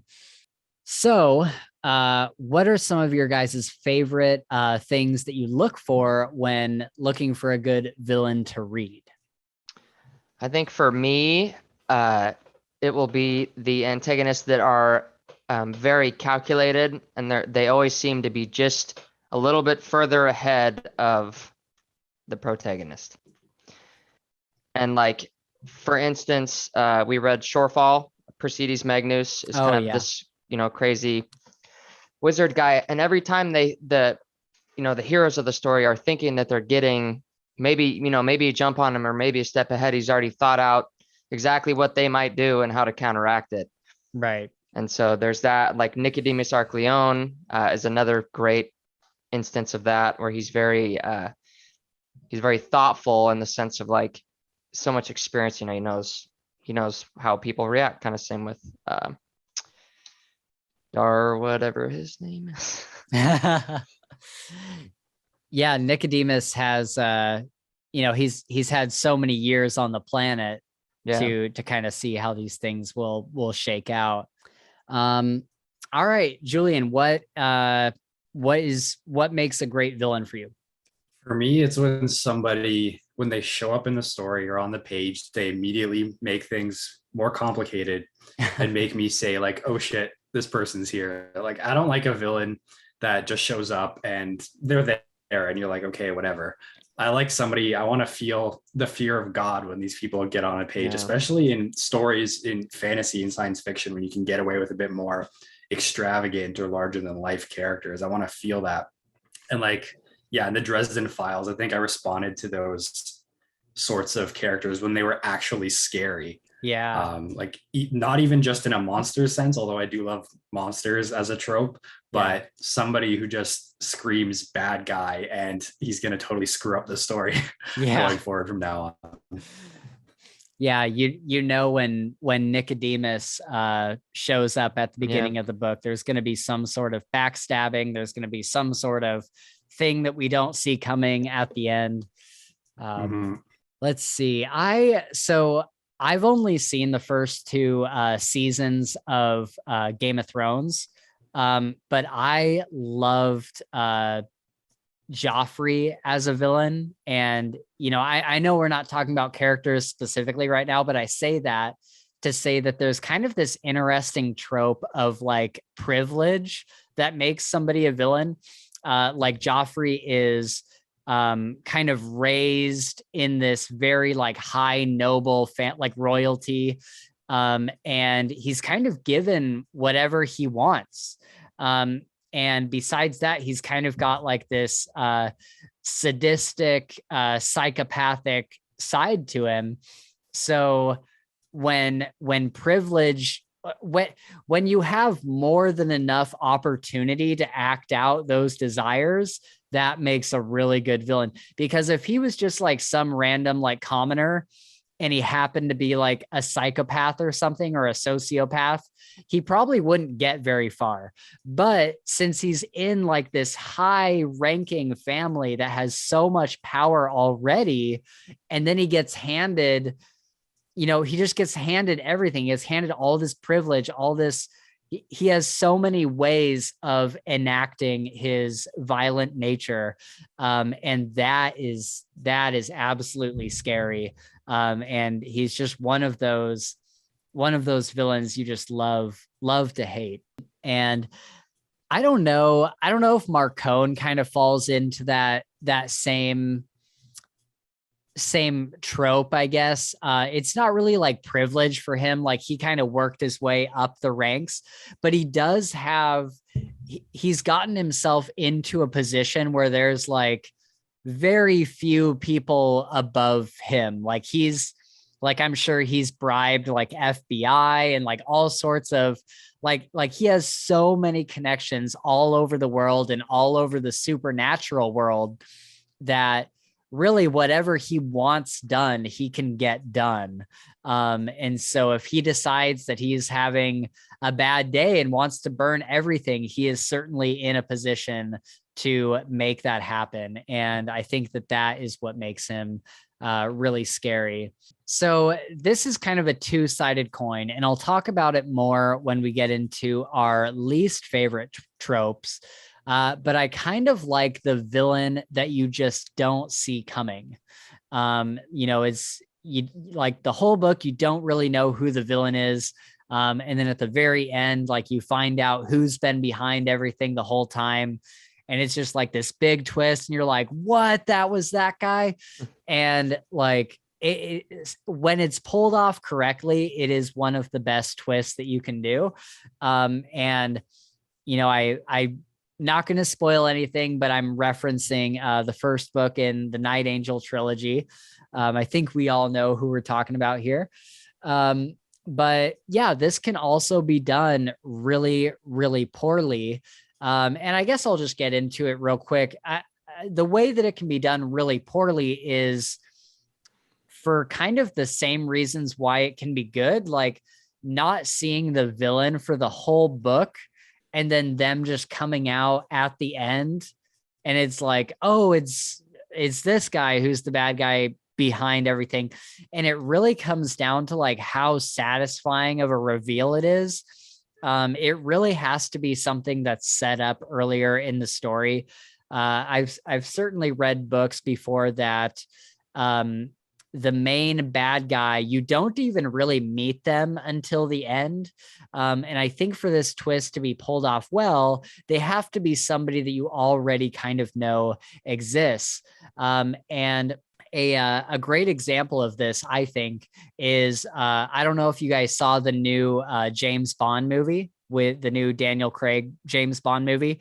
Like we don't really meet Rami Malek until the very end, pretty much, and he had like 30 minutes of screen time.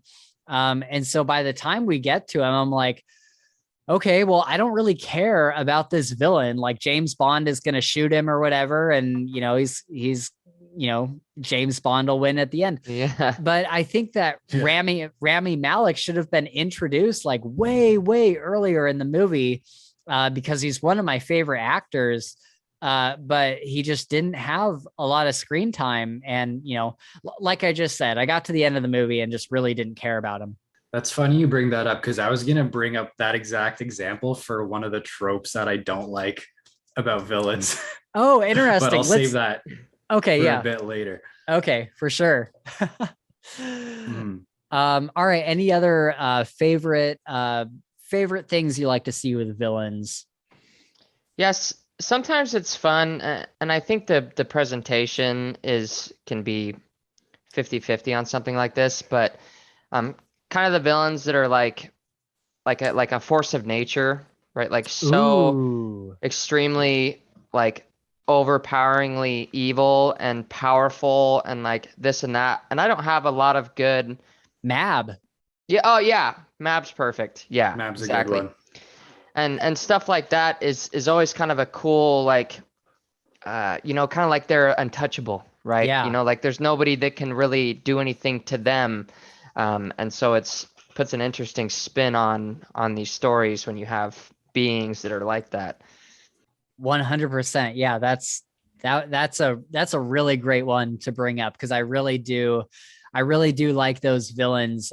We see that probably a couple times in like Mistborn, where it's like the Lord, like how could you possibly kill the Lord Ruler? We see him get a spear through his chest, like he just can't die. And so like, what are you going to do to kill him? It also kind of goes along with We Break Immortals that I was talking about earlier, because the reason that the magic users in that world are so feared is because they're so overpowered, and you just can't, like, there are like very, very specific ways that you have to, like very specific procedures you have to follow in order to stop them. So anyway, I love that force of nature trope, Gabe. All right. Any others? I think we kind of covered all of the ones that I had. No, you guys kind of put it really well. Like the force of nature stuff I really like. I'm kind of split between liking really just awful people, like A Song of Ice and Fire type villains, where they're just, people you could meet in real life, just terrible, but just put in this fantasy setting, or the super, larger than life Dark Lords sort of thing, like Sauron and all that, and like the Outsiders and the Dresden Files, like getting into a bit of the Lovecraft sort of stuff. I've read a lot of H.P. Lovecraft, so that's sort of like Cthulhu. And I guess that relates to that book you were just describing, like those things that would just break your sanity to even try to understand them, sort of thing. Where should I start with H.P. Lovecraft? I've really been wanting to get in on that. Yeah. So you could probably pick up like one of his collected works for not that much. Like that's what I got off of Amazon years ago. I would read some of his more popular stuff and see if you like the style, because he's really wordy and very committed to his prose. And a lot of his stories is like very hit or miss. Like a lot of his early stuff you don't really need to read. I would start with popular things like Call of Cthulhu, Color Out of Space, Shadow over Innsmouth, stuff like that. Like I would take a couple popular ones and then maybe branch off if you like what you're reading. Cool. All right. So we'll I realize we've been going for a little while here. Let's move on to what are some of our least favorite villain tropes? Is there anything you don't like to see in villains or antagonists or whatever? I'm going to mention that one that I wanted to bring up Oh, for yeah. James Bond, but I absolutely I don't care for this at all. Not to say that it's bad and that people, shouldn't like it. Like it's fine. But when somebody was like the person who something bad happened in their past and everything about them is just getting back at somebody, like that is fine for protagonists. I like that. I just can't relate to it in a movie like James Bond, where this guy, this kind of cartoony villain, is like, something bad happened to me. Now I need to hurt everyone else. Right. Like, Yeah. that's that's my preference, I guess. Yeah. But I think I noticed here that you guys like that trope, I think.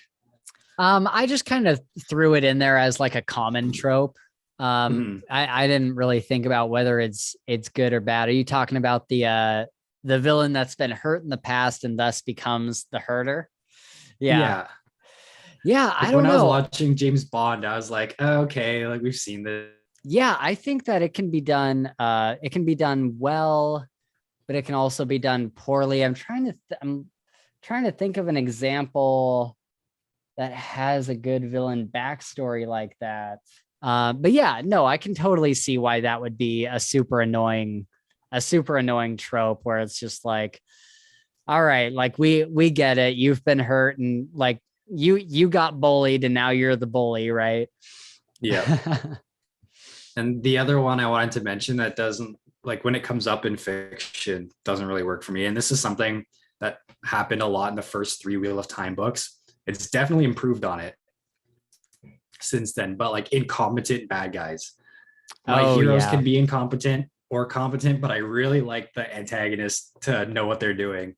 Unless it's like a comedy or something, or like The Big Lebowski, when it's funny to see people mess up. But in a book like The Wheel of Time or modern fantasy, to have bad guys who are just kind of silly and bad at their jobs is a little like, not great.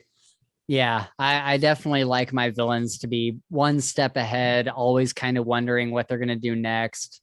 Yeah, because whenever you get one of those villains who is just messing up all the time, it feels too easy for the hero. It doesn't feel like there's really much of a challenge, and it kind of takes the fun out of it a little bit, I think. And that kind of goes along with just kind of mustache twirly villains, like the just the typical like evil for evil's sake.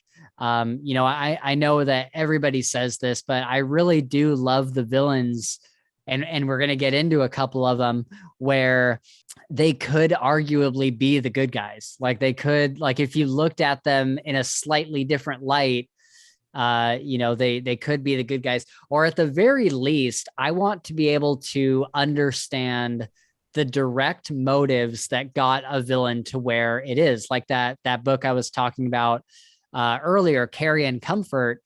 You get like snapshots of these very evil people throughout their lives and how they didn't always used to be evil, like mischievous to be sure, but with power and the wrong use of power leads you down a snowball route to becoming evil. And so I really like to see that in my villains, and for them just to be like, I just want to have control of every kingdom or whatever, I think is a little bit overdone. What about you, Gabe? Any least favorite villain stuff? He pretty much covered them for the most part. I can't really think of any ones that pop in my head super fast. For sure. I hate this this typical villain trope. And some people who have come on the podcast said that they don't mind it, but it's probably like my biggest pet peeve is while you're all tied up, allow me to tell you my master plan.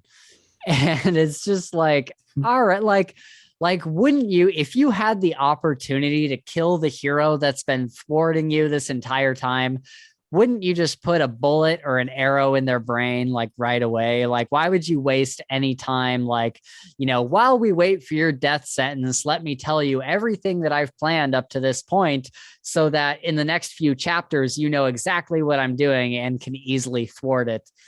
I don't know. That just drives me nuts. I love how you put the trademark I at know, the end of that too. right? It's awesome. All right, moving into specific characters, and then we'll get out of here. What are some of your guys's favorite villains that you think have been done really well in fantasy and sci-fi? So I'm gonna another Dresden Files right off the bat. I think that Nicodemus Arcleon is probably one of my favorite bad guys that I've read in a long time. And the reasons for that is, as I said earlier, he always seems to be a step ahead of Harry and basically everybody, right? Because everybody hates Nicodemus. Yeah. And so that's cool. He's also got this like following of what does Harry call them? Ooh, They're the guys without tongues. I forget something. what There's a called. word. I think he just says like Lackeys or lackeys. Yeah, Yeah. that's what he always says. Flunkies. But basically, he started like a cult, right? And he's got these people that are so like religiously devoted to him that they do anything. It doesn't. They're like slaves. He even has them cut out their tongues, to not narc or whatever else or give lip, anything like that. He's also very powerful. His fallen angel Anduriel, right? I'm pretty sure. Yeah. That's his name. Yep. Is a master of deception and listening, and he kind of controls shadows. And like no shadow is safe from his like knowledge, right? Right. Yeah. Which is really wild. Yeah. I mean, that's sums him up pretty much. And he can use that shadow to fly. Yeah, dude, and he can fly. That is one Yeah. of the coolest scenes where Harry, I forget what book it was. I think it might have been Skin Game or something. Yeah, it was where the end of Skin Harry's Game. Harry's like on the street or something, and then he just hears like this fluttering go flying by him. He's like, "What was that?" And then he sees Nicodemus like come down from the sky, like on his shadow wings. Yes. I'm like, dude, that is so like, how much more badass do you get? Like, how much more evil badass? Yeah. It's funny that you guys bring him up because I wanted to talk about him specifically because he go was for a villain that I absolutely did not like until Skin Game. Ah. And then he Oh, became one of my interesting. favorites. Nice. Yeah, like in Death Mask, I was like, okay, he's fine. He's like a typical end of the world bad guy. Yep. And then in, I think it was Small Favor was Yep. the next one he was in. Yeah. Yeah, Small Favor, I was like, okay, he's getting kind of cool. And then you see some of the cracks start to form around his persona and kind of like what's really there on the inside. But then by Skin Game, he was just like the coolest. Yeah, for sure. Yeah. And I think one of the things that I like about him is it's because this is how I felt for a while too, is it's easy to think that he doesn't have any motivations besides being evil, right? Like it's easy to look at him and be like, oh, he just wants an apocalypse. But after doing several like rereads and stuff and really paying attention to his dialogue and things that are said about him, it's very clear how he does have some sort of reason for doing what he's doing. We get all of these like half-heard conversations between him and like his daughter and him and Tessa and all these other little snippets of conversation that show us that there is a bigger plan at play, but we just don't know what that is yet. Like we have like a basic idea of the kind of destruction that he wants to cause and what he needs to do that, but we don't know exactly why. But I feel like Jim Butcher, it's so well done, because although we don't know why he's doing what he's doing, it is made pretty clear to us that he does have that he isn't just evil for evil's sake. I mean, that's part of it, but he's also got some sort of master plan that he's been working for, thousands of years on, that he's devoted, millennia to. And so I think that's what makes him really interesting, is because he's kind of this combination of, a really realistic villain that you can get behind, but also kind of this ancient evil kind of thing. Like he's so old. He comes from like the days of like Jesus and maybe even before that. And, he's just been working so long. He's the oldest out of all of the coin bearers. And, he's just like, he's got so many tricks up his sleeve. He's got so many connections, so many ways to go about utter destruction. And so, that I love Nicodemus. Going back real quick, I just want to mention one thing about Joffrey, because I pretty much already said all I had to say about him. But I think it's interesting. I haven't read the books, but at least in the show, I thought it was interesting how he has so many opportunities to do the right thing. But in the end, he is simply like psychotic and loves to hurt people. He marries into the Stark family, and he's got this beautiful bride, and her father, like Ned Stark, and who's a great man. And so he has all these really, really lovely people around him who would support him, but at every turn, he just chooses to do the evil thing. Like he's got this lovely new wife who is like head over heels for him, like absolutely infatuated with him, but he just completely ruins her life at every single turn. And it's so, you just love to hate him. You know what I mean? Like at every turn, it's just like, oh my God, like you could just live like a good life with these wonderful people, but you're just an awful human being. And that's what it boils down to. And every time that actor does such a good job with that character, every single time he's on the screen, it just makes you like cringe a little bit, because you can see the evil thoughts that are just going through his head. And it's like, dude, you are Satan. Like you are evil, dude. Like, yeah. And so I really love Joffrey for that reason. It's one of the very few villains that I've run into where evil for evil's sake has actually worked really, really well. What about you, Julian? Any other villains that you particularly like? Yeah, I mean, going back to Dresden Files, I think the ones that really stuck out for me were we talked about already, but Mab being like a force of nature and not someone who's necessarily like a total villain the whole time. Right. Someone where there's a bit more going on there than maybe we've learned, even at this point after 17 books. For sure. Some odd books like that. The White Court, I think I really enjoyed as well. They're definitely the most interesting vampire court, I think, out of the 3 in the series for me. Right. The Black Court, I feel like, are the most dangerous, maybe like on a physical level, but Jim Butcher did a really smart thing in not making them the focus, because that type of vampire has been done so many times. Yeah. Right. And so by making like the red and white courts more opportunities for more interesting things. And then the Nagloshi in Skin Game. I thought he was like a really threatening villain, like on a physical level for Harry, just like, and the first time you meet him, the way he kind of messes up Harry's head when he just sees him was like, that was so well done. It made him so terrifying.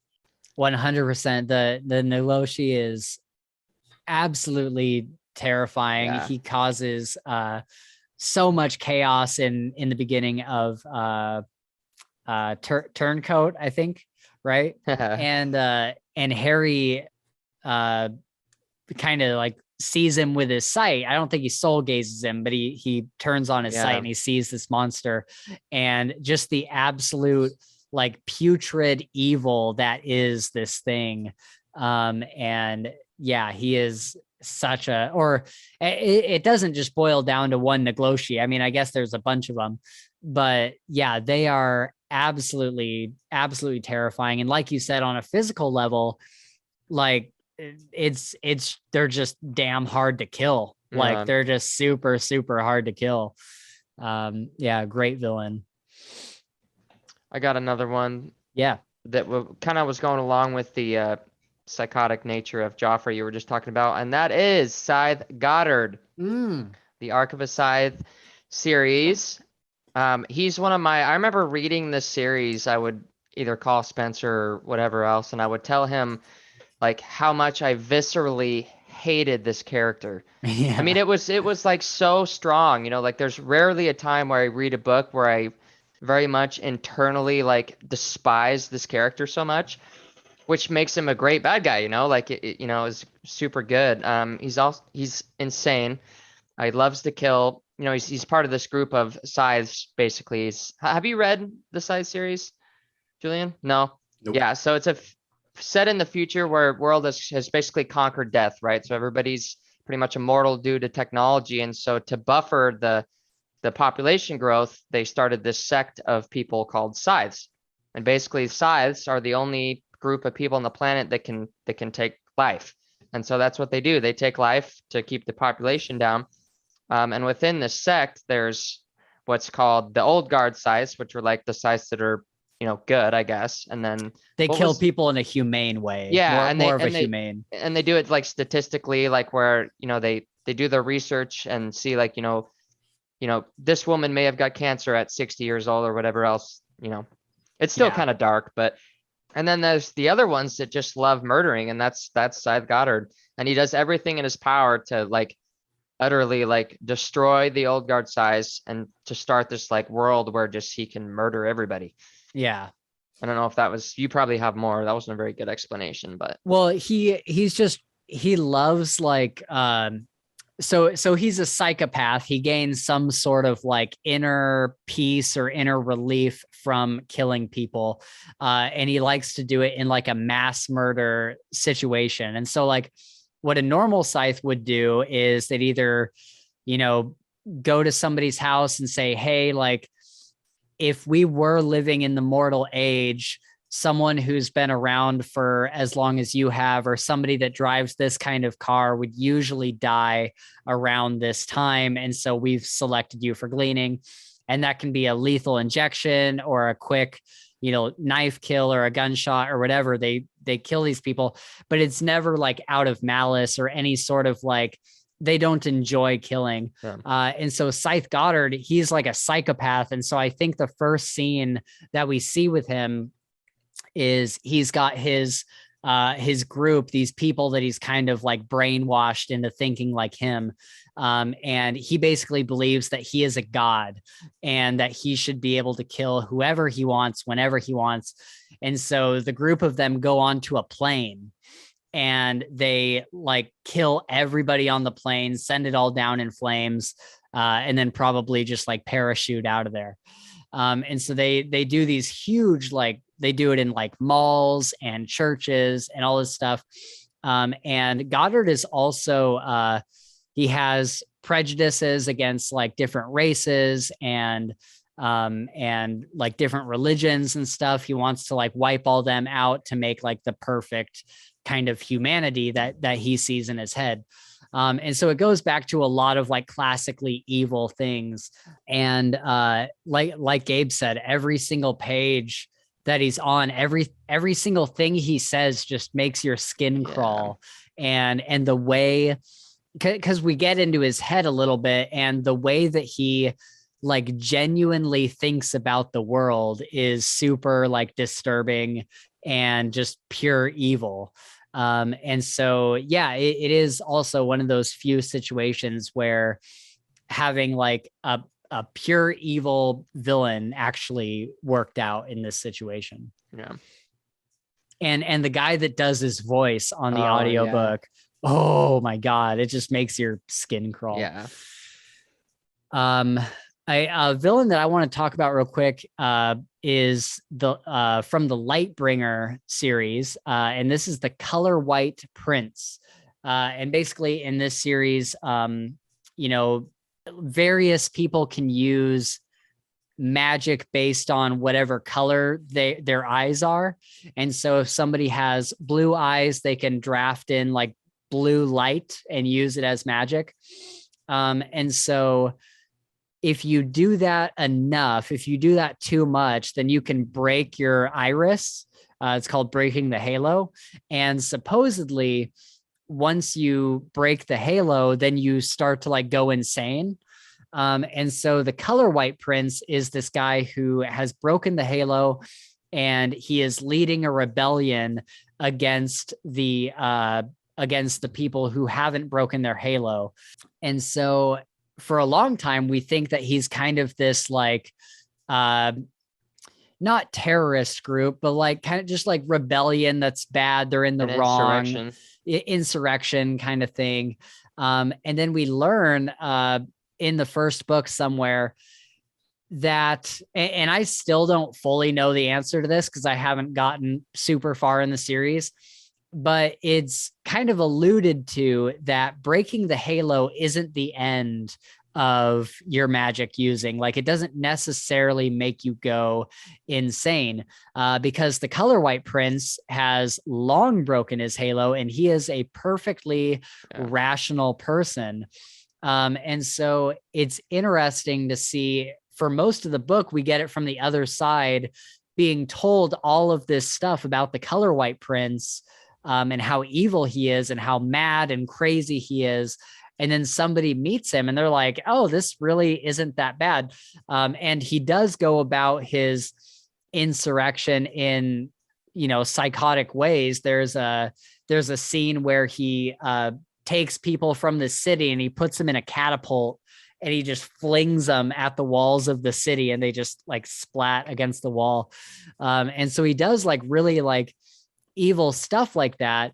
But he's also kind of misunderstood by the population in general, which I thought was pretty interesting for a villain to see that maybe he's not necessarily the bad guy. He's just trying to, because what usually happens to people that break their halo is they are killed by whatever government. I think it's some sort of church or something. And they're killed. Otherwise they'll go insane and be a risk to the rest of the society. And so the Color White Prince just wants his people to live, and he wants to live and not be murdered by the kind of the church that rules over everything. And so it's cool to see those different motivations.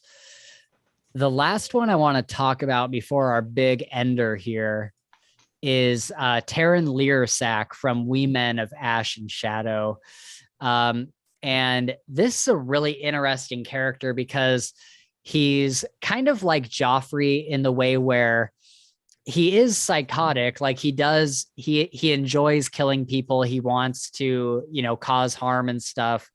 But we also see that he kind of suffers from past trauma, and multiple like insecurities and inferiority complexes. And this might be a good example of the villain that was hurt in the past and is now the one doing the hurting, because I think this character is written really, really well. And at times you almost kind of empathize with him. But he's super like deadly dangerous and sneaky. He's willing to do anything and kill anyone, like on large scale, small scale, doesn't matter. And he is 100% completely emotionally and morally bankrupt. There is no soul behind his eyes. He's kind of the opposite side of the coin from Rezkin that we talked about earlier, where Rezkin doesn't have any emotions, but he does kind of have this code of honor. Taryn is just missing all of that. So we've all read Mistborn. Do we want to talk a little bit about the Lord Ruler as a villain? What do you guys think of this villain specifically? It's hard to make up my mind about him because, he was framed, and I don't want to get too spoilery, but somebody who's framed as such a evil, out of this world, Dark Lord villain. And then as the series progresses there's a bit more complexity to that and a little more that we understand. And then by the time you get to the end of the second book, you're just like, everything I knew, like it's all messed up. What's going on here? Yeah. And I thought by the time we finish the series, like your viewpoint has changed completely on it. And I was not expecting that getting into this point. For sure.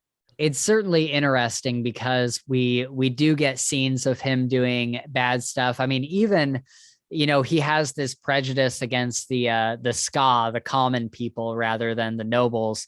And, he kind of I'm not going to say how, but he kind of favors the noble class and kind of gives them all the privileges, and kind of looks down on the ska. And there's kind of background reasons. We understand why he does that and what happened to him in the past that made him that way. But also by the end of the series, by the end of the trilogy, yeah, I kind of feel like, we learn so much about what he was doing while he was Lord Ruler, that, he had all these things in motion for a reason, and people just viewed it as oppressive and awful. And some of it was, but a lot of it was, for their own good. And it's kind of one of those things like, it makes you ask the question, if in order to save the world, you had to do something, kind of evil, are you still evil, or are you then good? Or like how does that all balance out on average? And it's such a complicated question. And so I love the Lord Ruler as a villain. He's definitely one of my favorites, even though we don't really get to see him a whole lot. We don't get a whole lot of interaction with him. Just the idea of who he is, how he got to where he is now, etc. It's all really good stuff. All right, guys. Well, we are gonna start wrapping it up here with our final thoughts.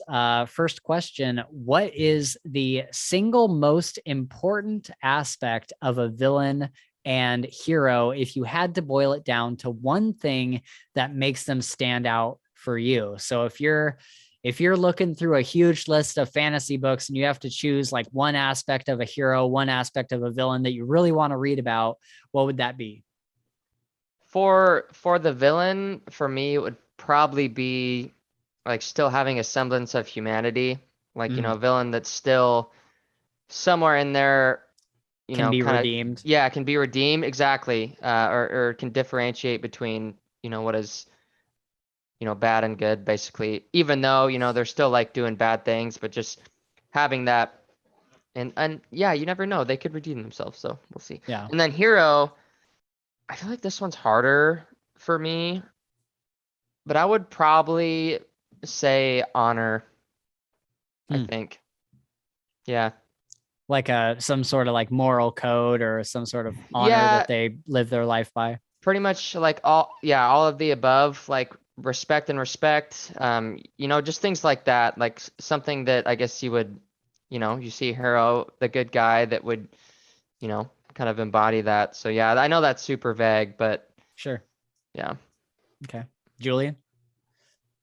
For a hero, for me, like I said before, somebody who's active and drives the story. And no matter if they make good decisions or bad decisions, at least they're making decisions.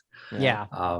I think that's like the thing that's more of like a meta storytelling sort of thing, but that's what I really respond to in stories. For sure. For villains, it's that like, oh shit factor. It's when they show up there, are these guys going to totally mess things up, and are the heroes in trouble now? And if they are, then I'm into it. Right. For sure.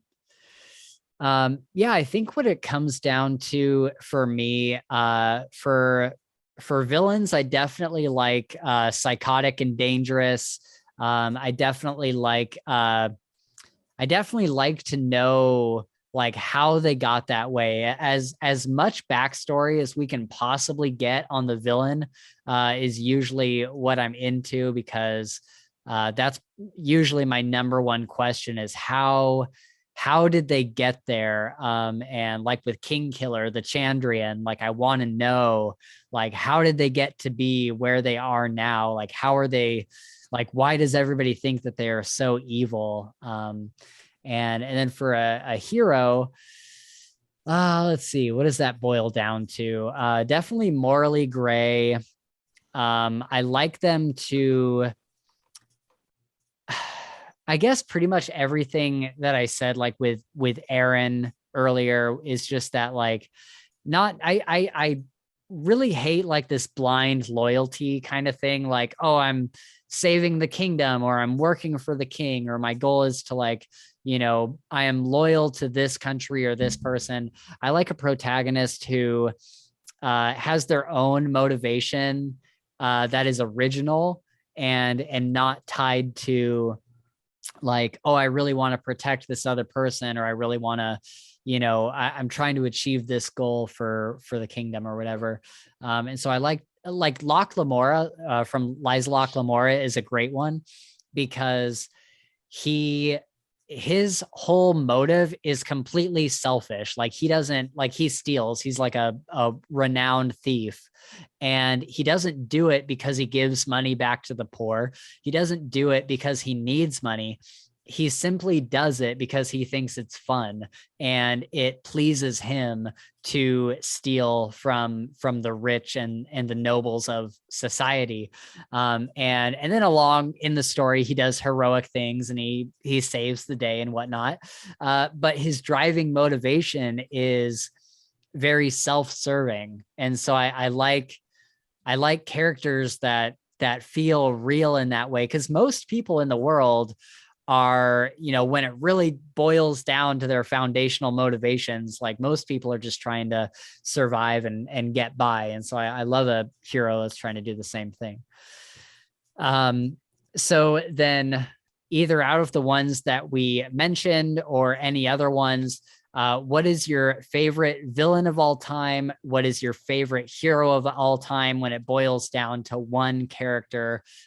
Who is the hero that you always kind of look towards when you're thinking about rereading something or whatever? For me, it's definitely hero-wise is definitely Harry Dresden. That's who I always kind of fall back to, and who I will forever always fall back to when I'm thinking about what I, epitomize in a hero.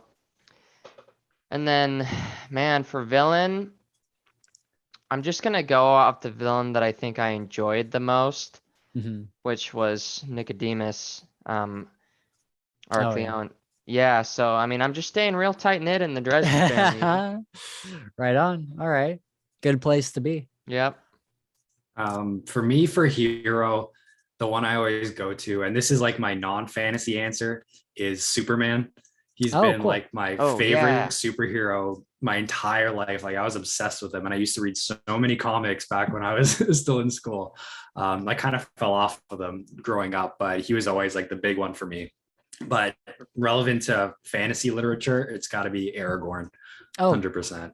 Nice. Yeah. But like, I guess the movie version of Aragorn, he's a bit more complicated than the book one. He's in the book, he's very just like, I want to be the king. Let's go kill some bad guys, okay.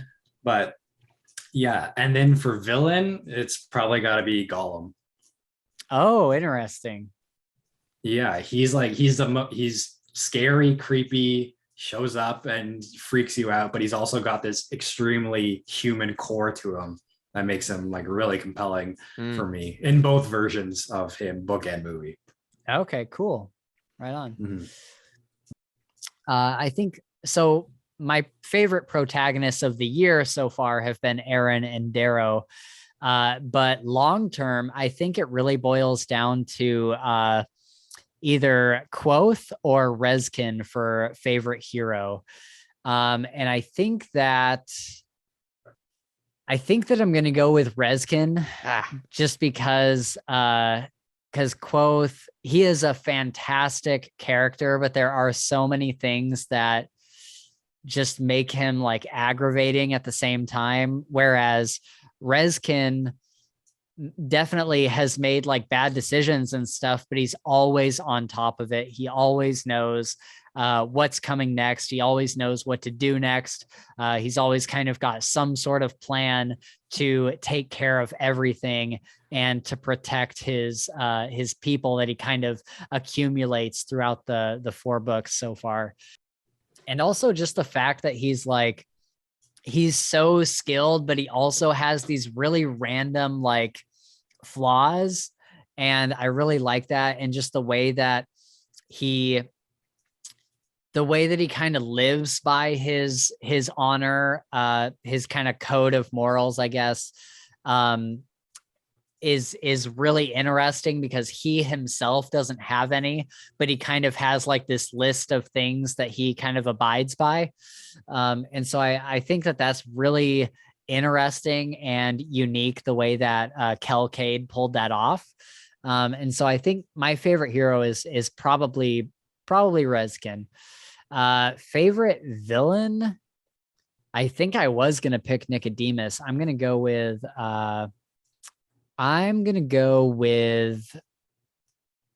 I want to say the Lord Ruler, but I feel like that's a little bit disingenuous of like he was great, but he's I don't think he's like my favorite villain.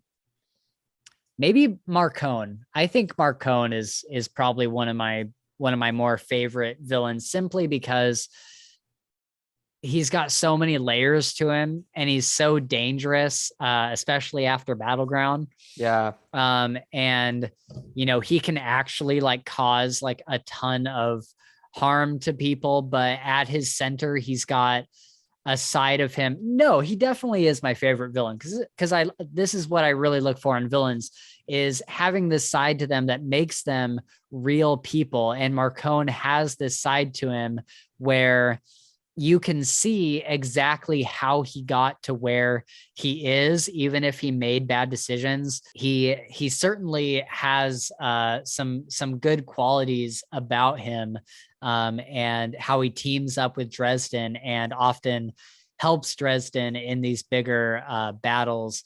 But also, you know, Dresden even mentions that if Marcone had lived in like medieval times, if he had been in like the 1500s or something, he would have been a really good like ruler of a nation. Like he would have been a really good like baron or a duke or something, because he just understands how all of that works. But because he's in modern day, he's actually the head of a criminal empire.